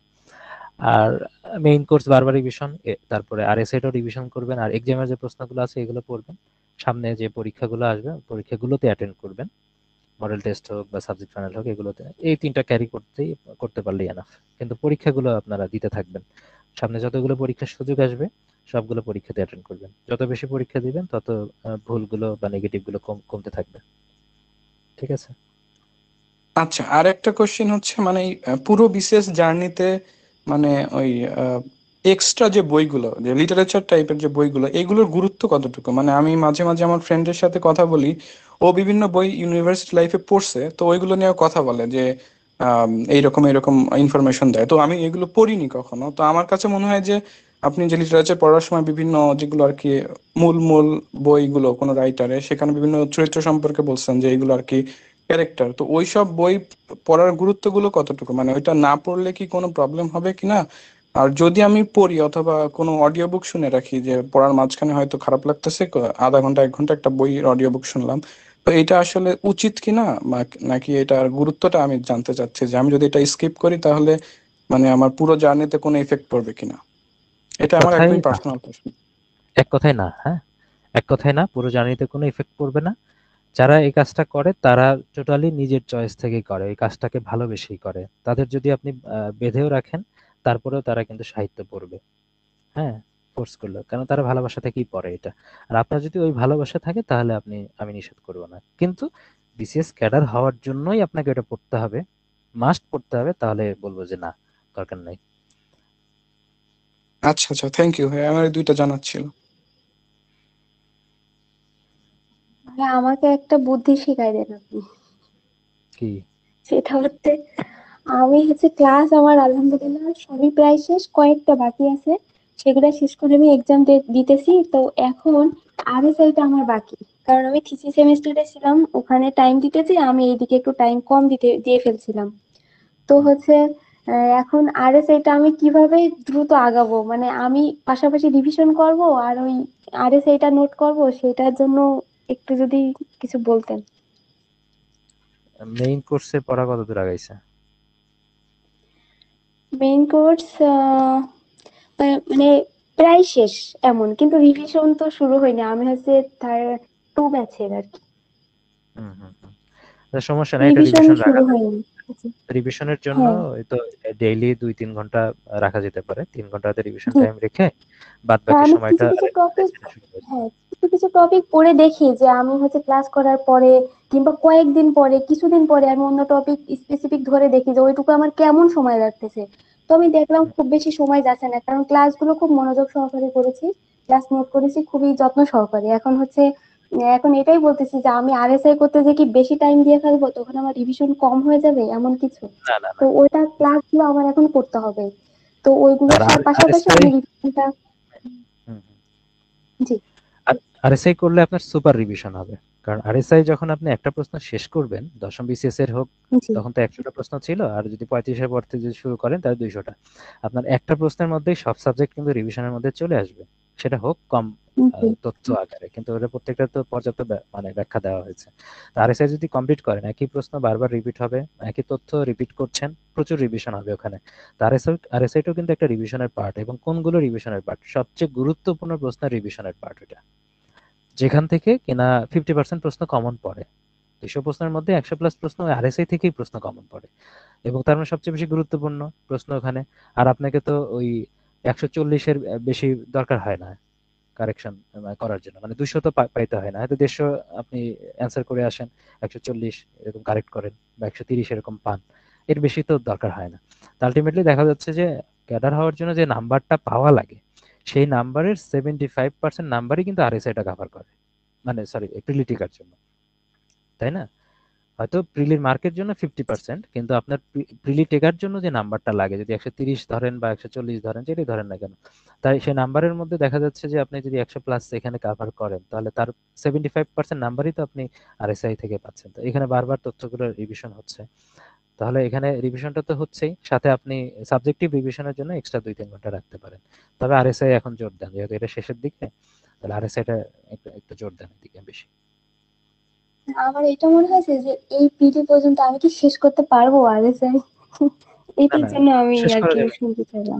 শেষ করা যাবে, শেষ করা যাবে, প্রচুর সময়। আরএসএ যখন আমরা একদম যখন রান করি, তখন তো এর যেরকম এখন যেরকম সময় পাওয়া গেছে লাইভ টাইমে, ওইরকম কিন্তু সময় পাওয়া গেছে। আর এখন তো এই ক্লাসগুলো রেকর্ডেড আছে, তো চাইলেই কিন্তু আপনার কমফোর্টেবল সময়ের মধ্যে দ্রুত গতিতে এটা শেষ করে ফেলতে পারেন। জি, ঠিক আছে ভাইয়া, ধন্যবাদ। ভাই আমরা যখন মেইন কোর্স শেষ করে আরএসআই টা করতে যাব, তখন যে ইনফরমেশন গুলো ওখানে তো 50% ইনফরমেশন আমি তো মেইন কোর্সে পাবো, মেইন কোর্সে ইনফরমেশনে পাবো, তো ওইগুলোকে আমি লিখবো নাকি ওইগুলো স্কিপ করে না যাব? এটা এটা না না, আপনি হচ্ছে যেগুলো মনে হবে যে আপনার মেইন কোর্সে আপনি পান নাই যে তথ্যগুলো, সেটা আলাদা করে নোট ডাউন করবেন, আলাদা খাতায়, আরএসআই এর জন্য আলাদা খাতায় করবেন। আচ্ছা আচ্ছা। হ্যাঁ, আমার আর যেগুলো আর কি আমার মেইন কোর্সে এটা আছে মনে ওগুলো আর হয়েছে। করবো না? না না, মেইন কোর্সে যেগুলো আছে ওগুলো ওখানে নোট করার দরকার নেই। আপনি আপনি জানেন যে মেইন কোর্সে আছে, অনেক সময় না হইতে পারে যে এই তথ্যটা আমি মেইন কোর্সে পড়ছি কি পড়ি নাই, এরকম একটা দোদুল্যতা থাকতে পারে। আর তখন কি করবেন, তখন আপনি লিখে রাখবেন। দরকার হলো যেহেতু আপনার জিনিসটা কম মনে আছে, আপনি মেইন কোর্সে পড়েছেন কিনা সেটা আপনি লিখে রাখবেন। তাহলে মেইন কোর্সে থাকলে থাকবে, আবার আরএসআই এর যদি নোটে থাকে থাকলে থাকবে। দুইটা দুই জায়গায় থাকলে তো রিভিশনটা বেশি হইলো। ওকে ভাই, আর হচ্ছে ওই যে আমাদের সাবজেক্ট ফাইনাল আর মডেল টেস্ট ব্যাচ গুলো কখন আসতে পারে একটু আনুমানিক যদি বলতেন? এটা হয়তো বা অ্যাপ্লিকেশনটা শেষ হইলে অর্থাৎ ফেব্রুয়ারি থেকে আসতে পারে আর কি। ওকে ওকে।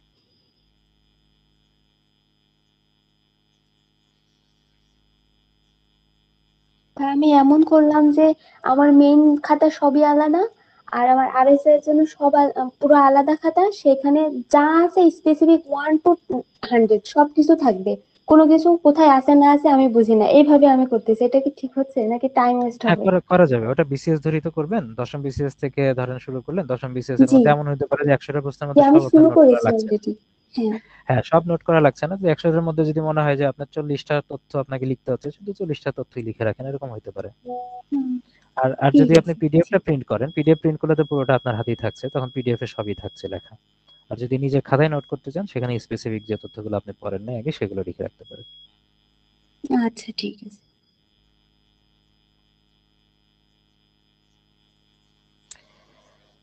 এই তো আশা করি কমপ্লিট সবার প্রশ্ন। আর যদি এর বাইরে যদি